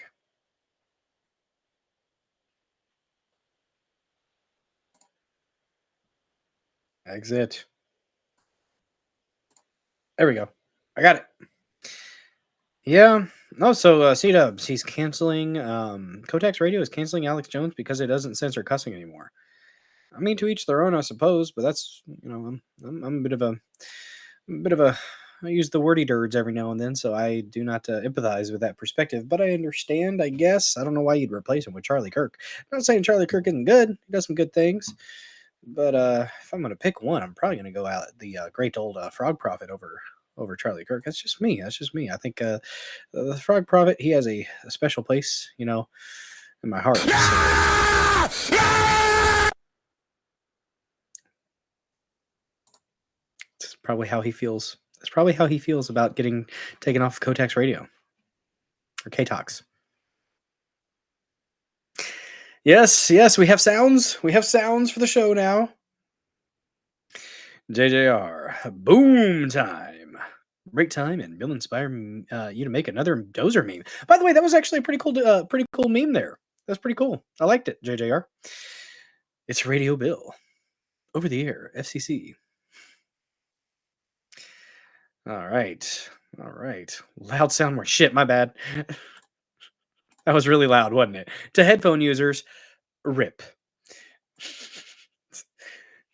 The passion of the Frog Prophet, guys. The passion. Sorry about that, y'all. Sorry. If you were getting a little bit sleepy, well, now you are wide awake. And you're welcome. So it looks like Judicial Watch is working really hard to get in there and get after this. The stuff, the corruption and the collusion that has gone on with J6, guys, I don't necessarily think that we are ever going to know the full depths of it. I don't think we are really going to see much accountability, to be honest with you. See, Sterling Byrd is in fact a murderer. He shot an unarmed female who was not showing any signs of aggravation toward him, and he recklessly discharged his firearm with no concern of his surroundings. Allegedly, yeah, I would allegedly say that he's a yeah. You know what? That's my opinion. My opinion is he should have been charged with murder. That's my opinion. Michael Byrd shot Ashley Babbitt in the neck, even though he knew. He's in a preceding interview. Words are hard. He admitted he didn't think she had a weapon, but he shot her anyways. It's messed up. It's messed up. They investigated themselves, and guess what, guys? They found that they did nothing wrong. Nothing wrong at all. This is coming from the same officer who had recently left his gun in a bathroom after probably dropping a deuce. Probably the case. That's what I would think anyways. That's what I would think. Over-the-air radio. Not many of you understand over-the-air radio. Ooh, speaking of killdozers, I may have some different emotes to add. I may have a dark bulldozer for when I go dark dozer. Last stream, we may have had a little bit of that. This stream, maybe not. Maybe not. Let's go ahead and roll into the next topic. Let's go ahead. Oh, I almost forgot, Sterling. I almost forgot. Thank you for sharing this. There's a new video from the 6th, since we were talking about January 6th. Certification Day 2021, as I like to call it, to avoid being part of the hypnosis that the powers that be try to impart upon us. We have from Crazy B over there on X, tagged Lord Sterling in this one. New video from Certification Day 2021. Of course, because I need to sleep, we can't found this, and it's really another nail in the coffin of disproving J6. From Publius, or Publius. I say Publius, but that's just me.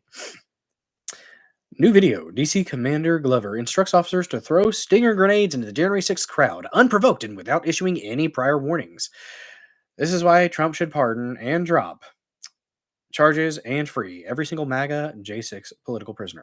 1:17 p.m., a second wave of D.C. Metropolitan Police officers show up on the east side of the Capitol. They are the first to bring in explosive ammunition rounds that they will soon distribute to officers on the West Plaza. Officer Tara Tyndall is crouched on the ground, readying CS gas rounds.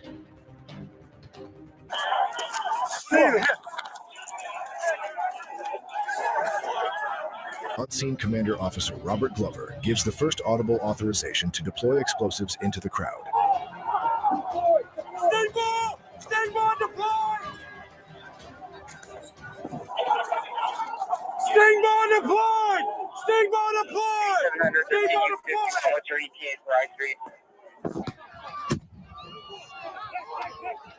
That was not necessary.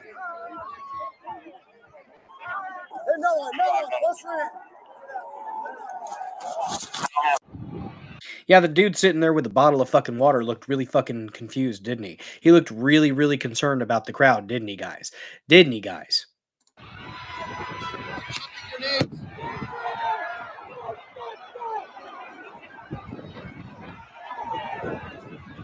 Chucking grenades at us.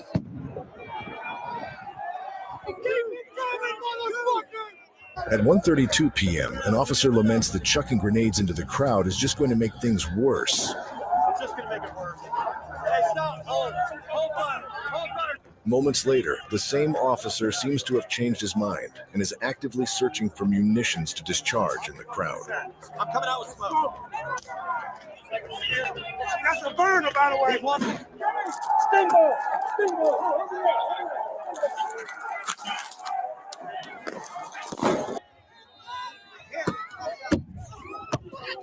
I need triple chasers.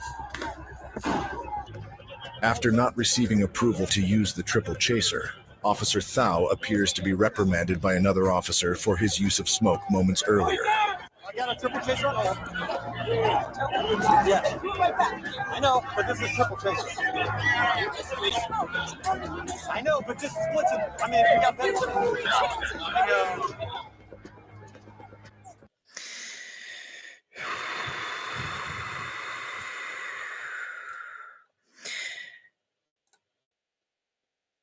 Fuck these people so goddamn hard. I am so fucking tired of people acting like the people on the 6th were the ones that instigated the violence. No, the instant violence was brought upon them. And when you respond, they were unprovoked. They did not do anything to deserve the violence that the system, that the fucking man was bringing to them. And you know what? I kind of don't fucking blame any one of those fuckers, especially look at the placement of where he was throwing it. He was throwing it far enough back into the crowd so that where are they going to come? The people that are between him and his arch. They're going to come directly towards you, you fucking retarded, stupid bastards. And then you've got people checking your ass. What was the communication with this individual who started throwing these munitions into the crowd? I want to see what the fucking communication was. Fuck these bastards, these authoritarian fucking pricks. They did this shit on purpose. They spun people up and then they did this shit to get a more violent response. That is exactly what happened on the 6th. And if you try to tell me anything else, you're a fucking liar or you don't know. And if you don't know at this point, you really fucking should, because these videos, actually, this is not a brand new video, I don't think. I'm fairly sure I've seen this video. At least I've seen parts of it. I haven't seen all of it. I've seen the part where they talked about, hey, it's just getting them spun up. Why would we throw these into the crowd? It's just going to get them flared up. They're not needing it right now. So Fuck those people so goddamn hard. I hate this shit. I hate this shit so much. When the state brings violence to you, guess what? You have a fucking right to defend yourself. The good cops there saying give him a chance. Not them, but the one that did it. What, does he still have a job? I want to know, does that motherfucker still have a job? Because he and whoever told him to do that shit was part of this. What other cell phones might he have had? What other cell phones might these bastards have had? What type of communications on the side were they having? When we now know that they were actually authorized to use directed energy weapons, which actually can get people aggressive and even more aggressive. Oh shit, guys. Oh shit. How interesting. Fucking disgusting. Fucking disgusting.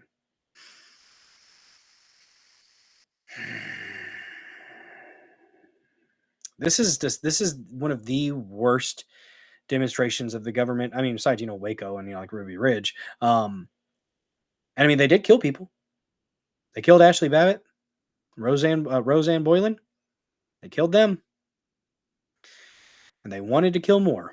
They wanted to make this a show of force. They wanted people to get so out of control that they would be able to mow them down with lead. That's what I think they wanted. I think they wanted to make a point that, goddamn, you better not ever step out of line, MAGA. The right, the independent right, you better not ever step out of line, because we will destroy you. We will stomp on your throat until you cannot breathe. But if you want to go ahead and throw a riot, burn cities down for a fucking fentanyl overdose, that's perfectly fucking fine. You right ahead. We'll take a knee right alongside you, because we are right alongside you. We want the destruction of this country as well. That's what it boils fucking down to, guys. Another captain tells Officer Thao to hold on discharging CS gas into the crowd. What else you got? Triple traces? No. More stink balls. And this one. Stink ball.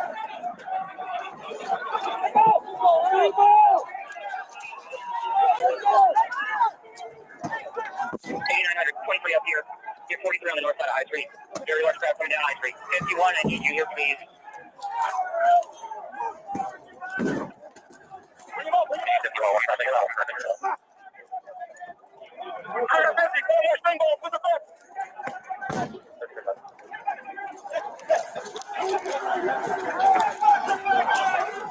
Yeah, we talked about the directed energy weapons for a good portion of the show last stream, Pulling McGroin. Really interesting stuff there. Really interesting stuff.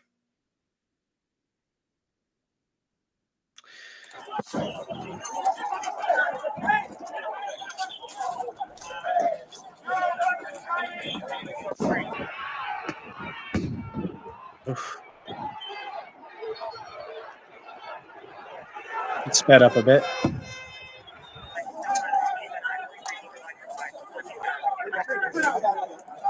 What do you got now? CS. CS, that's it. Had they even told them to disperse at that point? Was there even a point where they said, disperse, this is an unlawful assembly? That's what I would like to know. Keep going.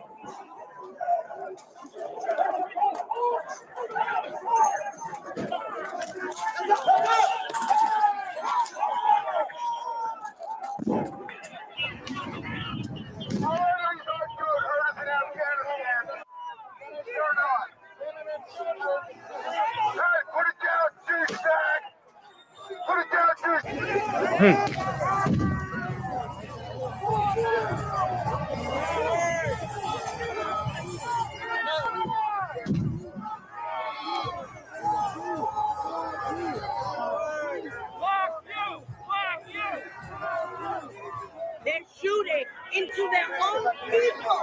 He's supposed to be supporting Blue Lives Matter. We represent Blue Lives, and this is what they do to us. If they'd never thrown the concussion grenades, if they'd never used a pepper spray, this wouldn't have happened. It was a peaceful protest. I was standing within 15 feet of the line of officers. They started firing at us before anybody did anything to them. We were not rushing them. There was no advance on them. They just started throwing concussion grenades and pepper spray.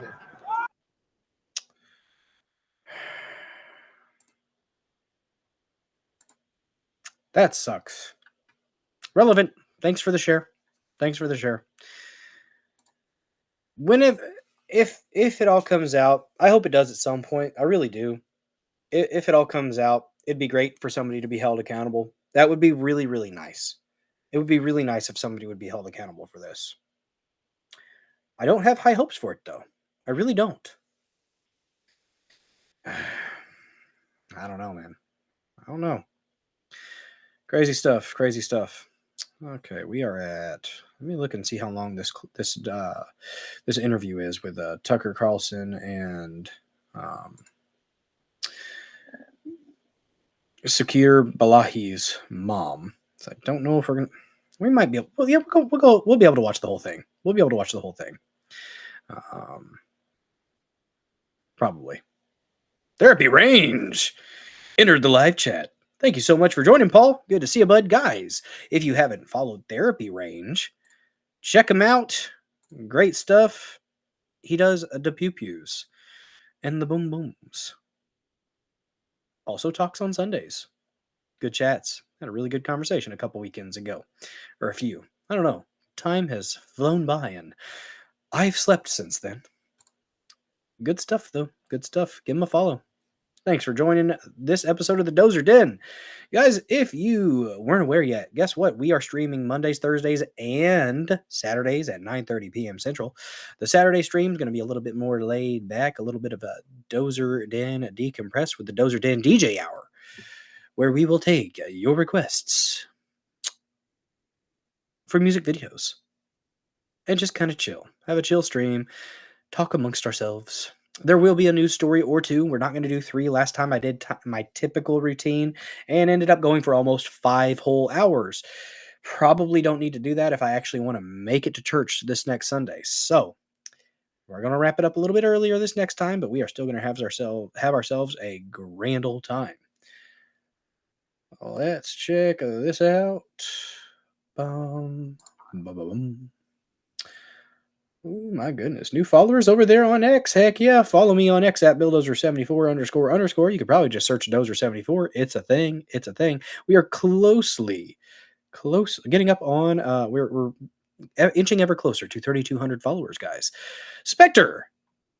Gotta get to bed. Good night. Rest well, Spectre. Thank you so much for being a member of the Dozer Den this evening and for following the show. I hope to earn your viewership going forward. Let's see. Oh, man, we had quite a few more people following. All right, let me look real quick here. What did we have? Gotta find it.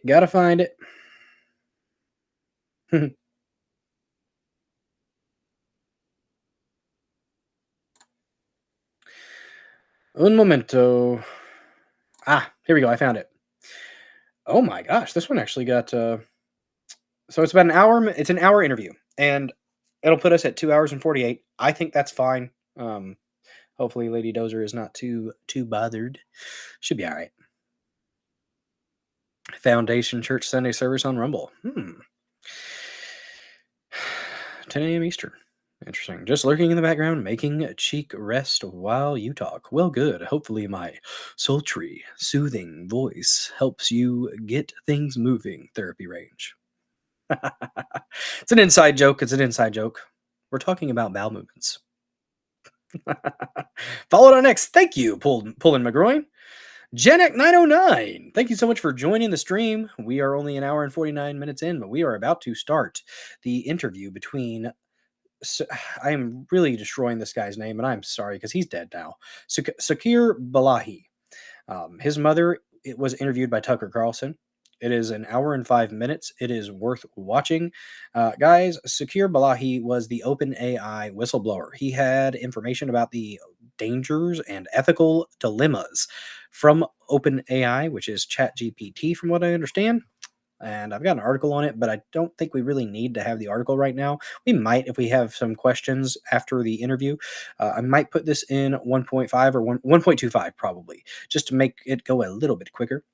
But let's go ahead and start this up. I'll try not to interrupt too terribly much because I think this is, as you guys will see, my post here on X, which has got 4,000 views. Man, this needs more attention. I have been silent on it as I'm uninformed on the topic. I hope this elucidates the masses.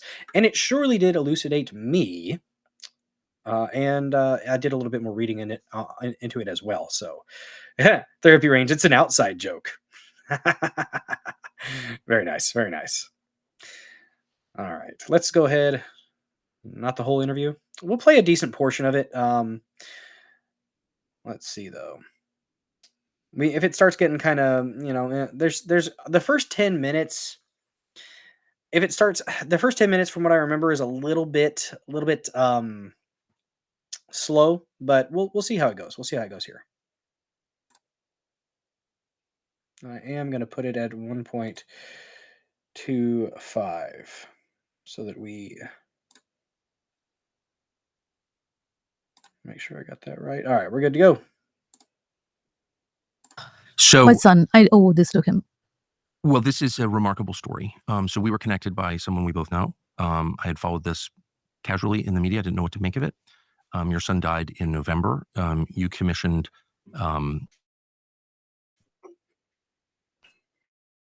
Shroud.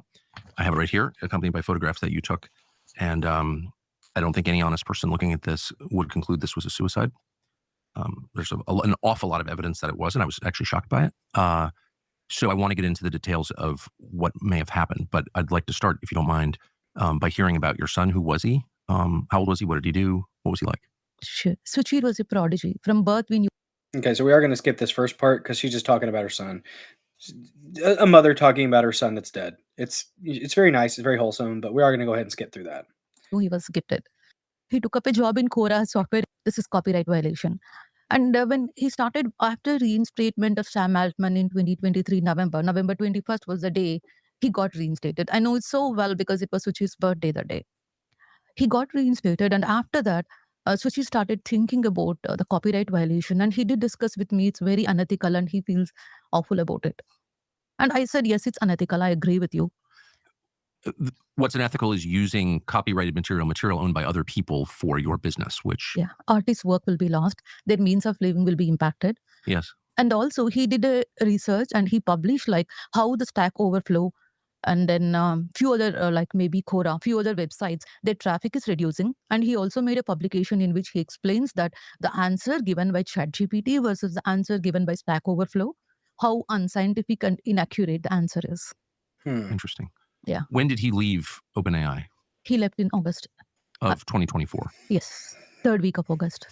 So recently. Very recently. When did he write his now famous paper about what the management of OpenAI was doing with copyrighted material? Next day, he already had made up his mind prior leaving OpenAI. In fact, in July, he discussed with his UC Berkeley colleague that he wanted to do a startup, and his friend expressed interest. His name is Tyler Zhu. And next day, after leaving OpenAI, he went on interview with Canadian news media. We didn't know anything about it. Yeah, we just found out, but based on his call logs, he spoke to someone for 40 minutes. After his passing, we called him and found out he was doing this. And it was next day after his last day at work. Who did he speak to? I'll get back to you on that. But he spoke to a reporter. Canadian news media that sued OpenAI. News media. Oh. Canadian news media that sued OpenAI. Interesting. On October 23rd, his interview was published in New York Times, where he makes a very, very open statement, and he calls OpenAI violates copyright data. On October 23rd, he was quoted in the New York Times saying that OpenAI violates copyright law. Yes. Is stealing other people's material. Yeah. Okay. And what day did he die? I'm sorry? And what day did he die? 22nd November, but we found the body on 26th November. So he was quoted saying that OpenAI was committing crimes, and a month later he was dead. That's not just it. On November 18th, New York Times named my son as custodian witness. Custodian witness is very, very important. He had the documents against OpenAI. That was on 18th. 22nd, He just came back from vacation from LA and Catalina Island the same night. They have attacked him and killed him. Tell us. All right, I'm going to put the divider up. The Lady Dozer has requested slumbers, so I'm going to get the divider up, and then the big light will go out, but I will have the lamp on, so you'll see me moving around back here. Just a second. About what the New York Times wrote on November 18th. He had these documents. What were the documents? We need to get the documents from New York Times. It's a sealed document and it's not open for public. But we need to become like the estate administrator. My husband will be the estate administrator end of this month. Then we will go and acquire the data, what documents they were. At the moment, we don't have information. But you know, because you read it in the New York Times, that your son had given journalists papers that he says implicated OpenAI in crime. Yes. And also, on December 2nd, Suchir had an interview planned with Associated Press, Matt O'Brien. On December 2nd, Suchir did not attend. 3rd, they called on his phone. By then, we had his phone. My husband took phone call. And he found out that Suchir wanted to take legal action against OpenAI. He wanted to give the witness. By then, this news was not out yet that Suchir was a custodian witness, but we got it. Then all we did was hurrying up the second autopsy, private autopsy. Moment we heard that this was his initiative and he didn't make it to do that. So to bottom line it, it sounds like your son, who's your only child, by the way, and I'm really sorry about that. Your son was in a position to really threaten OpenAI. Well, it's not, his intent was not to threaten. He just cared about people. He cared about humanity. He writes in his article in New York Times as well as a publication. There's some really dark stuff with this AI stuff, guys. He believes the way the AI is currently without any regulation is a harm to humanity. He stood up for a cause and he lost his life for a cause. He's a martyr. Obviously, he's a martyr. And then he never hesitated. He put his life at risk. So the official cause of death is suicide. You're his mother. Clearly, you spoke to him a lot. Did you get any indication that he was depressed? No, he just came back from vacation. He had a very active lifestyle. When we had his memorial service, many of his friends came and they gave the details of when they met him and how many times they met him after he left. He was visiting family. We were going out for dinner, lunch. He was fine. And more than anything else, he had concrete career plans. Yes. And interviews scheduled, and he had things on his to-do list. Did he ever say to you that he felt his life was threatened? Was he worried? He had concrete plans. He wanted to do some work for humanity. If I can do subtitles, I might try to see if I can do something. It's not going to have those. She is quite hard to understand. I agree. Yeah, she's got a thick accent. She does. Bit of a, you can tell, definitely not her first language, English. That is. Yeah. So last day when we spoke, last conversation with Suchir in person was that he had a non-profit in mind. And he didn't want to take a salary for his work. He said, Mom, I have enough resources. I don't even need to get paid. I want to serve humanity. And he wanted to work in neuroscience and machine learning combination. Using that, I think I've seen on his desktop one of the project for future of doctor visit. Since we haven't unlocked his email and laptop yet, we have to discover that. But we know he discussed with... We had a priest at the local Catholic church that was very, very Indian. And God bless Father Anthony. God bless him. He had passion in the spirit. And when he got going in his homily, the fire of the spirit would get in him and he would start going. But Father Anthony, just because he got louder doesn't mean we could understand you better. I'm sorry. We couldn't. God bless you. But we couldn't understand a dang thing you were saying. With me, it's a 1-year plan. He said, give me a 1-year time. You'll know everything. Because... Did he ever talk to you about Sam Altman? Did you ever talk to your son about Sam Altman? No. Oh, do you guys want me to slow it down? Because I have it at 1.25. If you want me to slow it down to make it a little bit more understandable, I will absolutely do so. I have it at 1.25, but I can bring it down. Tell me, guys, tell me what you want in the chat. Do you want me to slow it down to 1? Get it, but I'm not getting the point. Let me talk in the shower. It's here to understand. Good Lord. Yeah, it is. They do talk a little bit quicker. But if y'all want me to slow it down to 1, I will. No. We refuse to. You refuse to? We refuse to, Dr. Sam Altman. But did your son ever talk to you about Sam Altman? Did he ever say anything about Sam? Not to me, but to his friends a lot. When he was in Catalina Islands, he spoke a lot against him. He literally didn't like him. In fact, I've seen his chat log saying that he wanted to work with Annie Altman in her nonprofit work. And that would be Sam's sister who was accused him of sexual abuse. Yes. Really? He wrote that down. Yes. So he knew what personality Sam Altman had, and maybe a little bit better. His main concerns were the lies. The lies? Lies that Sam Altman used. The lies. Lie. Yeah. He was lying a lot, and my son is very ethical, and he couldn't stand it. So if we could go to the timeline around your son's death. So he goes to Catalina Island with friends. Yes. To backpack, to camp? What was he doing? Backpacking, yes. November 16 to November 22nd. There were 5 guys who went, and my son was one of them. All these are his middle school and high school classmates. Some of them are his best buddies. We spoke to every one of them when they came back, and everyone gave an image like he is upbeat. He was very happy. He celebrated his... I feel so bad for this woman. She's talking about her son. They're saying that he ended himself, but it doesn't sound like he did. 26th birthday on 21st November, the day before he died. What more do we need to give an account of his happy mood? Well, exactly. And if you at a certain age, people who've killed themselves, and typically, the suicide follows a morose period of isolation. The person's sitting alone in his apartment drinking. He died the night he came back from a camping trip with his high school and college friends. Yes. Yeah. Okay. Our attorney, he came to his apartment with us, and moment he inspected his apartment, he said he had fresh supplies ordered. He has so many packets unopened. This doesn't look suicidal at all. So, and the photographs that you took, which we'll get to in a minute, I just want to say this is not the first time I've been contacted by a family saying, our child is ruled a suicide, but we think it was a murder. I mean, many people have claimed that. I've never seen anything like this before. This is, I think, again, to any fair person, suggests that he was murdered. But let's get to that. So it's pretty gruesome what happened to this man. What do you know? He came back from Catalina, and if you don't mind telling us what you know about what happened then. He comes back that evening to San Francisco? He came around like 11 o'clock. He texted me his flight is taking off. That was on 22nd.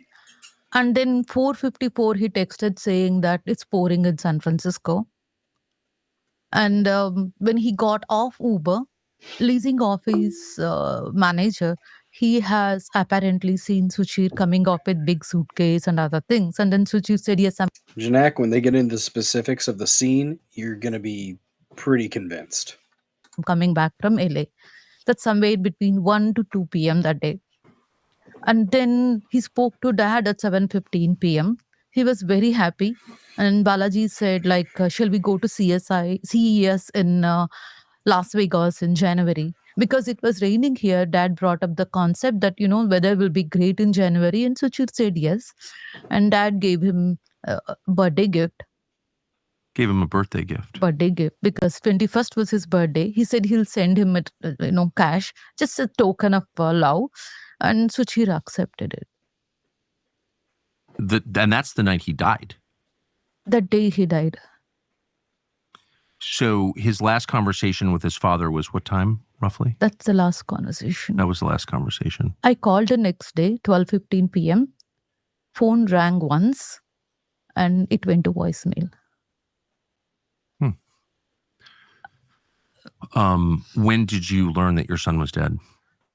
That was on 26th. 25th, I went to his apartment, knocked on the door. No one opened. I called the dispatch. Unfortunately, it took a day of effort for us to get his apartment open. 25th, they went and they didn't even call me back. What happened? Apparently, they have gone and knocked on the door. They didn't bother to open the door. They just said, okay, nobody's opening the door, and they went back. Security guard from the apartment complex says he saw the fire truck and the ambulance and the police. And they went back. 5:30, I waited. And 5:30 p.m. when I called on Monday, 25th, they said, ma'am, unless you are here, we cannot open the door.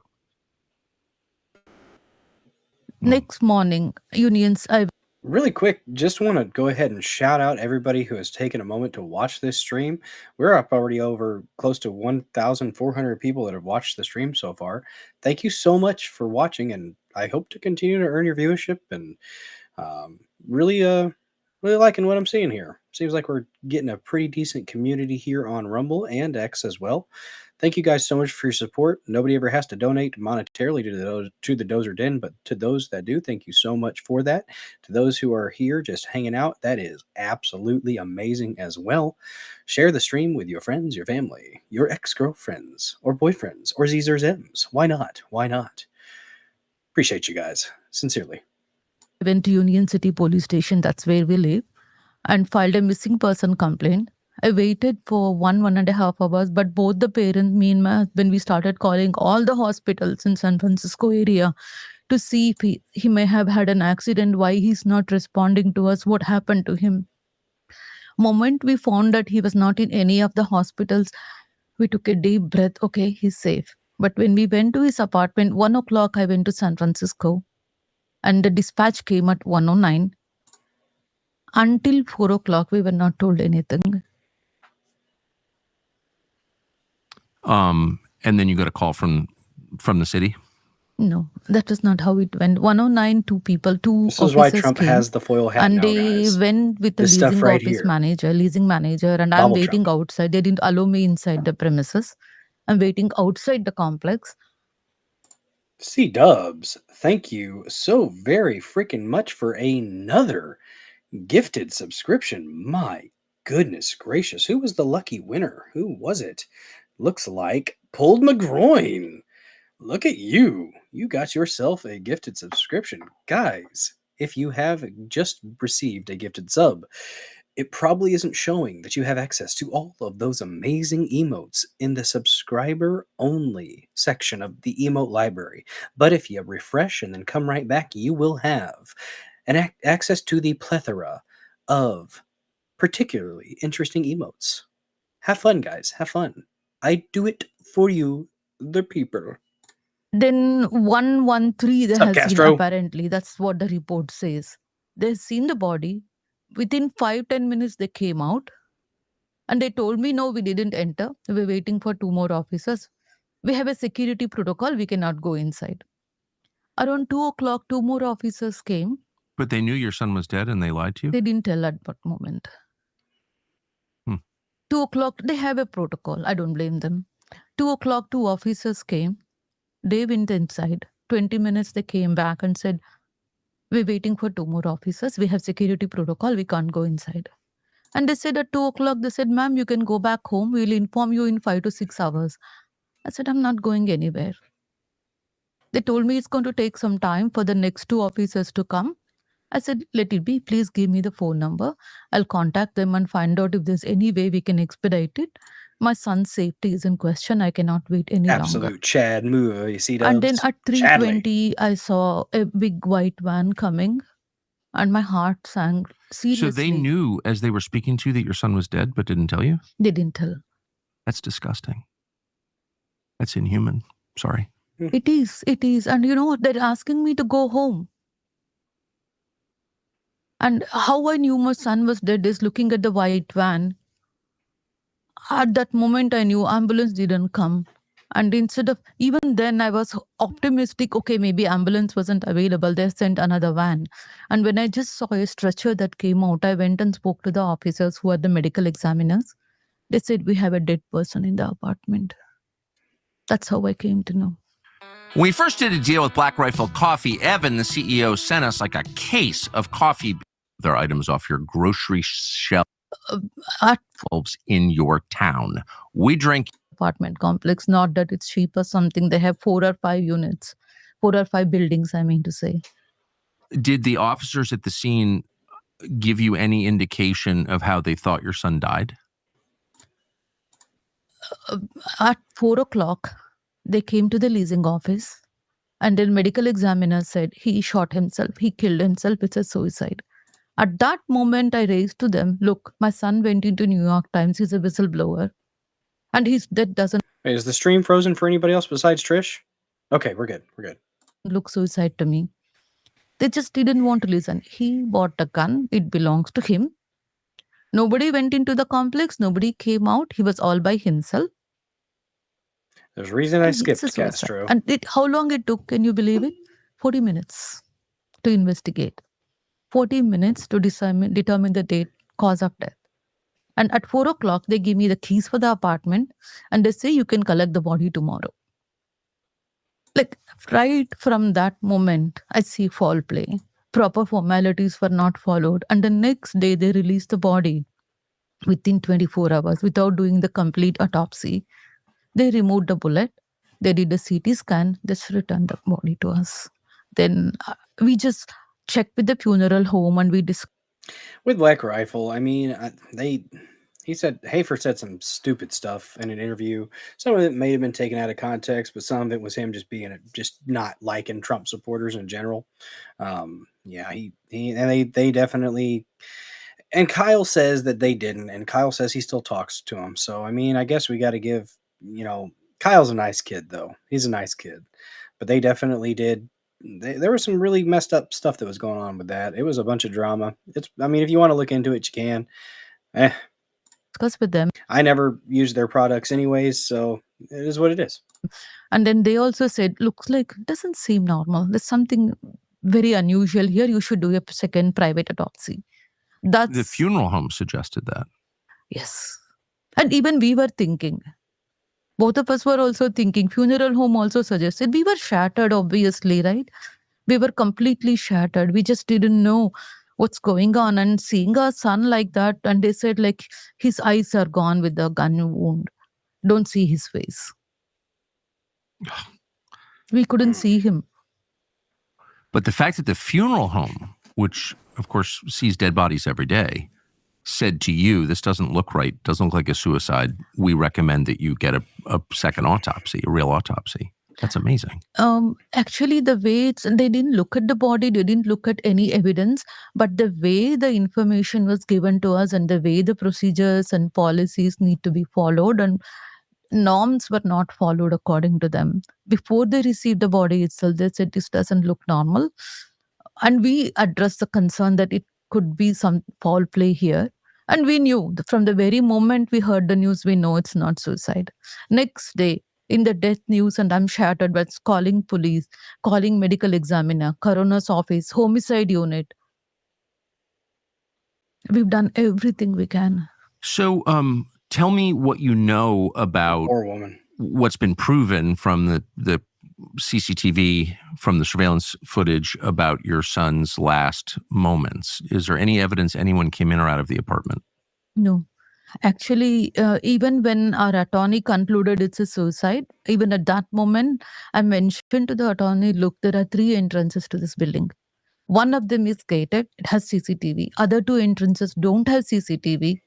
And why are we ignoring that nobody came in, nobody went out? And also what we just recently discovered is his packages are missing.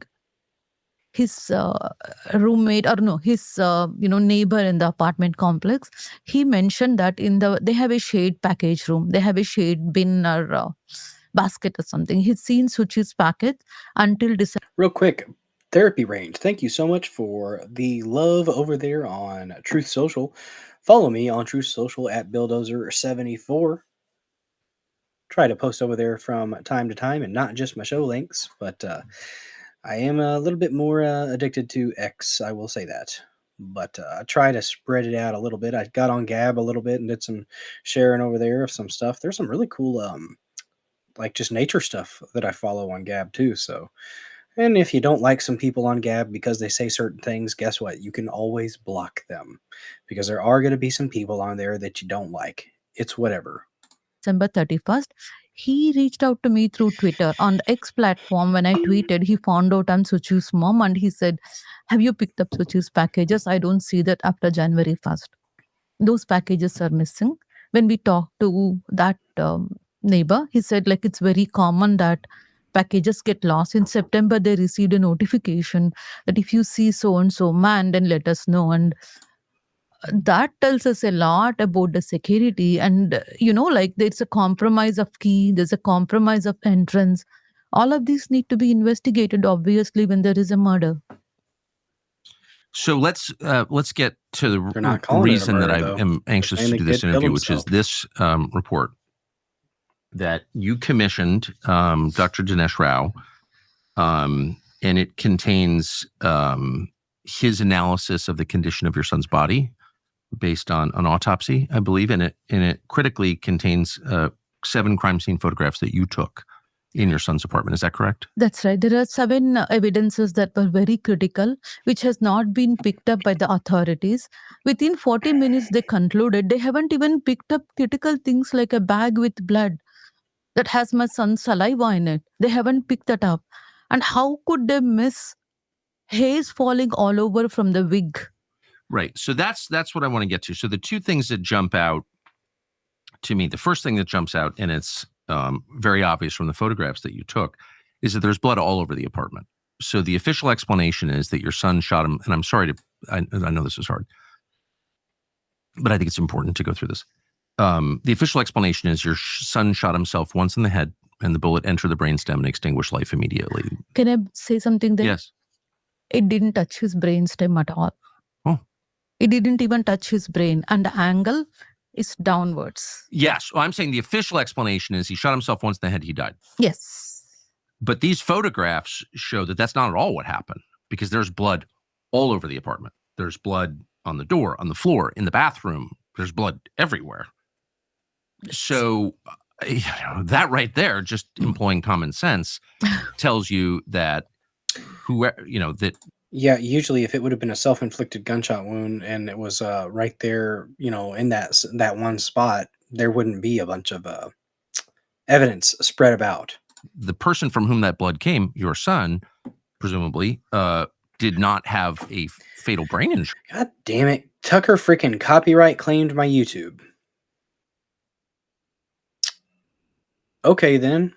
Well, so be it, I guess. But, well, I've stopped every now and then and said stuff, but okay.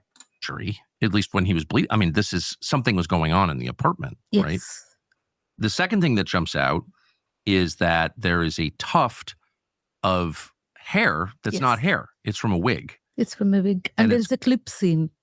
It's okay. So tell us what that is for people who don't know. It's a part of a clip-in wig. Like there's some kind of plastic band or something that fits the wig on the head. We can see that coming out behind the door. Yes. And that's obvious evidence that no crime scene investigators or police can miss.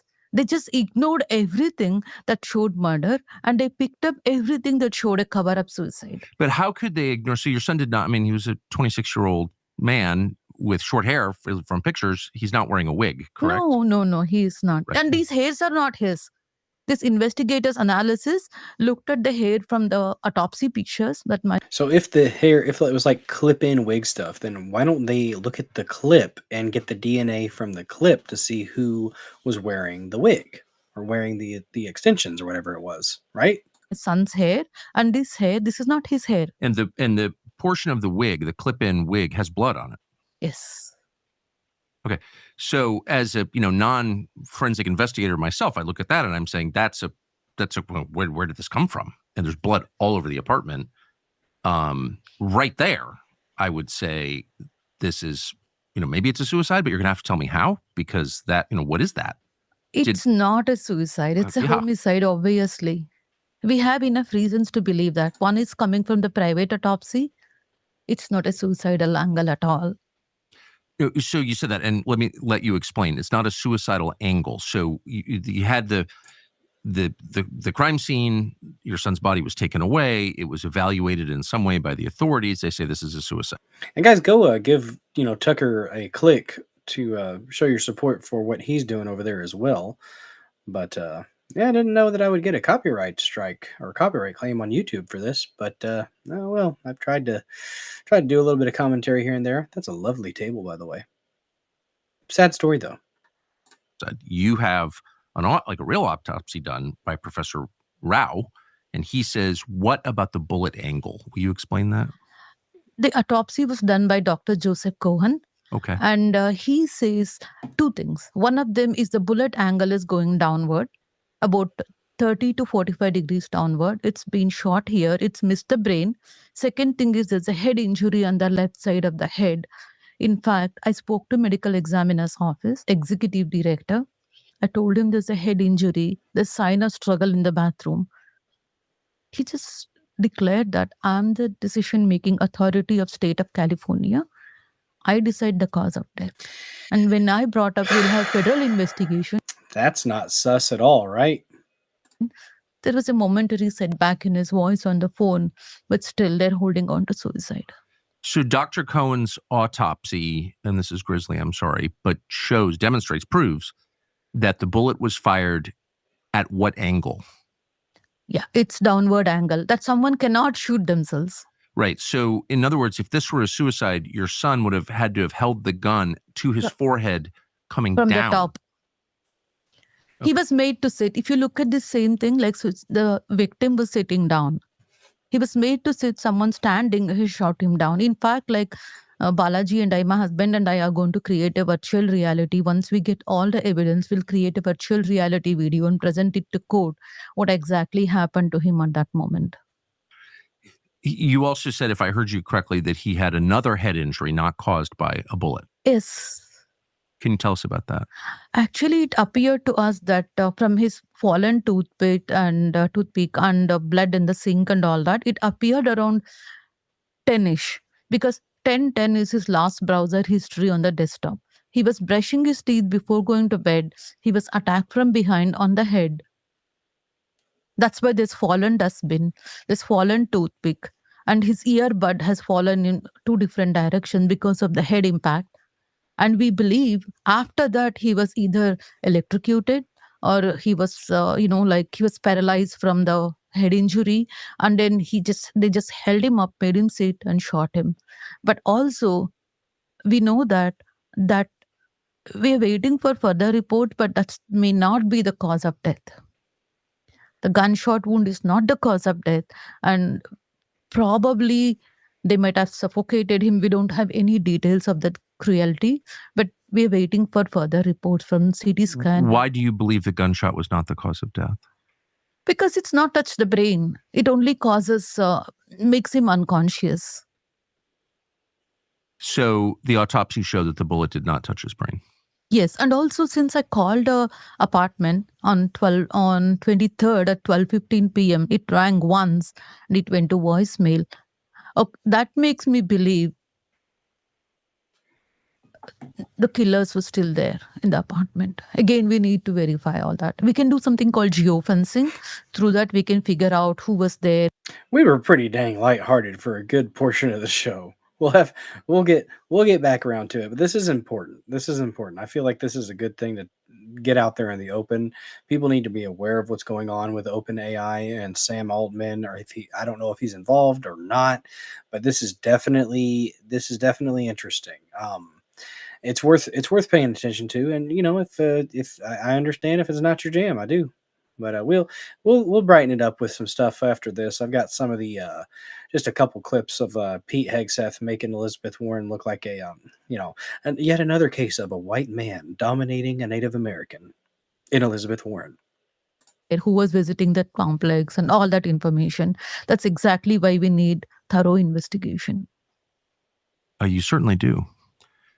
You said your son's last browser record. Rest well, Castro. Thank you so much for joining and being a part of this episode of the Dozer Den. Is from 10 p.m.-ish? 10 p.m. And what was he looking at? Do you know? I think he was looking at a black cat or something. Because last time in Suchir and I met, a cat was going in front of me. And then I told him it's a superstition. And then he was looking at neuroscience topics. No sangling. And he logged into a website for for the startup or something like that. He logged into a website and he was doing some research. So he wasn't looking up, how do I kill myself? Oh, no, that's the first thing that we look for, actually. Of course. I mean, killing yourself is a profound decision. People, there are signs. And can I say something? Yes. It doesn't add up. If he's so brave to go to news media, to be a witness, he's so courageous. How does someone so courageous do a cowardly act? It doesn't add up at all. What doesn't add up is there's blood all over the apartment. And there's a piece of a wig on the ground covered in blood. That's not his wig. And, you know, you don't need to be a detective to imagine that if someone's going to commit a murder, he might be wearing a wig as he goes into the apartment. So that right there, considering your son didn't wear a wig as a 26-year-old male, you know, hairs were not his. That's also another thing. What weren't his? Those hairs were not his hair. We have the picture of his hairs. His hair is fallen down in the bathroom sink. That is different from the wig in the hair in the wig. His original hair have been found on the floor. They might have strangled him by his hair or something. His hair has fallen down. That hair versus the wig hair are different. Did anybody hear anything in the apartment? Did anyone hear the gunshot? No. No one heard anything? No one heard anything. And 2 entrances into the complex have no surveillance cameras. Yes. Wow. It makes the hair on your arms go up. Yeah, it's a lot. Yeah. Again, I've been involved in many stories like this, more than 5, and I've never seen one like this. It's brutal. What's unbelievable. So what's unbelievable is it's so obviously not a clean-cut story. I mean, you wouldn't walk into an apartment with blood splattered everywhere and see a man on the floor with a gun in his hand and say, oh, it was a suicide. Well, how did the blood get in the bathroom? He shot himself in the head. Like, that doesn't even make sense. It was a cover-up, right? So Well, they it picked up sounds like what they one. want to pick up. Except We don't know Steve. if they have been instructed to do this beforehand. So, okay, thank you for describing all that, and I'm sorry. I know it's awful. Yeah. But tell me how the authorities responded, if you don't mind. Authorities have been very indifferent. In fact, we hired an attorney, a senior attorney. He wrote to chief of police, city administrator, chief medical examiner, executive director of medical examiner. He wrote very clearly couple of points. One of them is he was not suicidal. Before making a decision of suicide, they need to take his mental state into account. Yes. He has happy pictures. They shared the pictures. He just came back and he said, talk to 4 of his friends who accompanied him. And he also said the autopsy information in that letter. The autopsy report says that this is the angle of gunshot. It doesn't look suicide at all. A doctor described this as atypical, abnormal, worrisome angle. We wrote all of this to them. We just had them to reconsider it and do the investigation. Chief of police apparently has agreed to do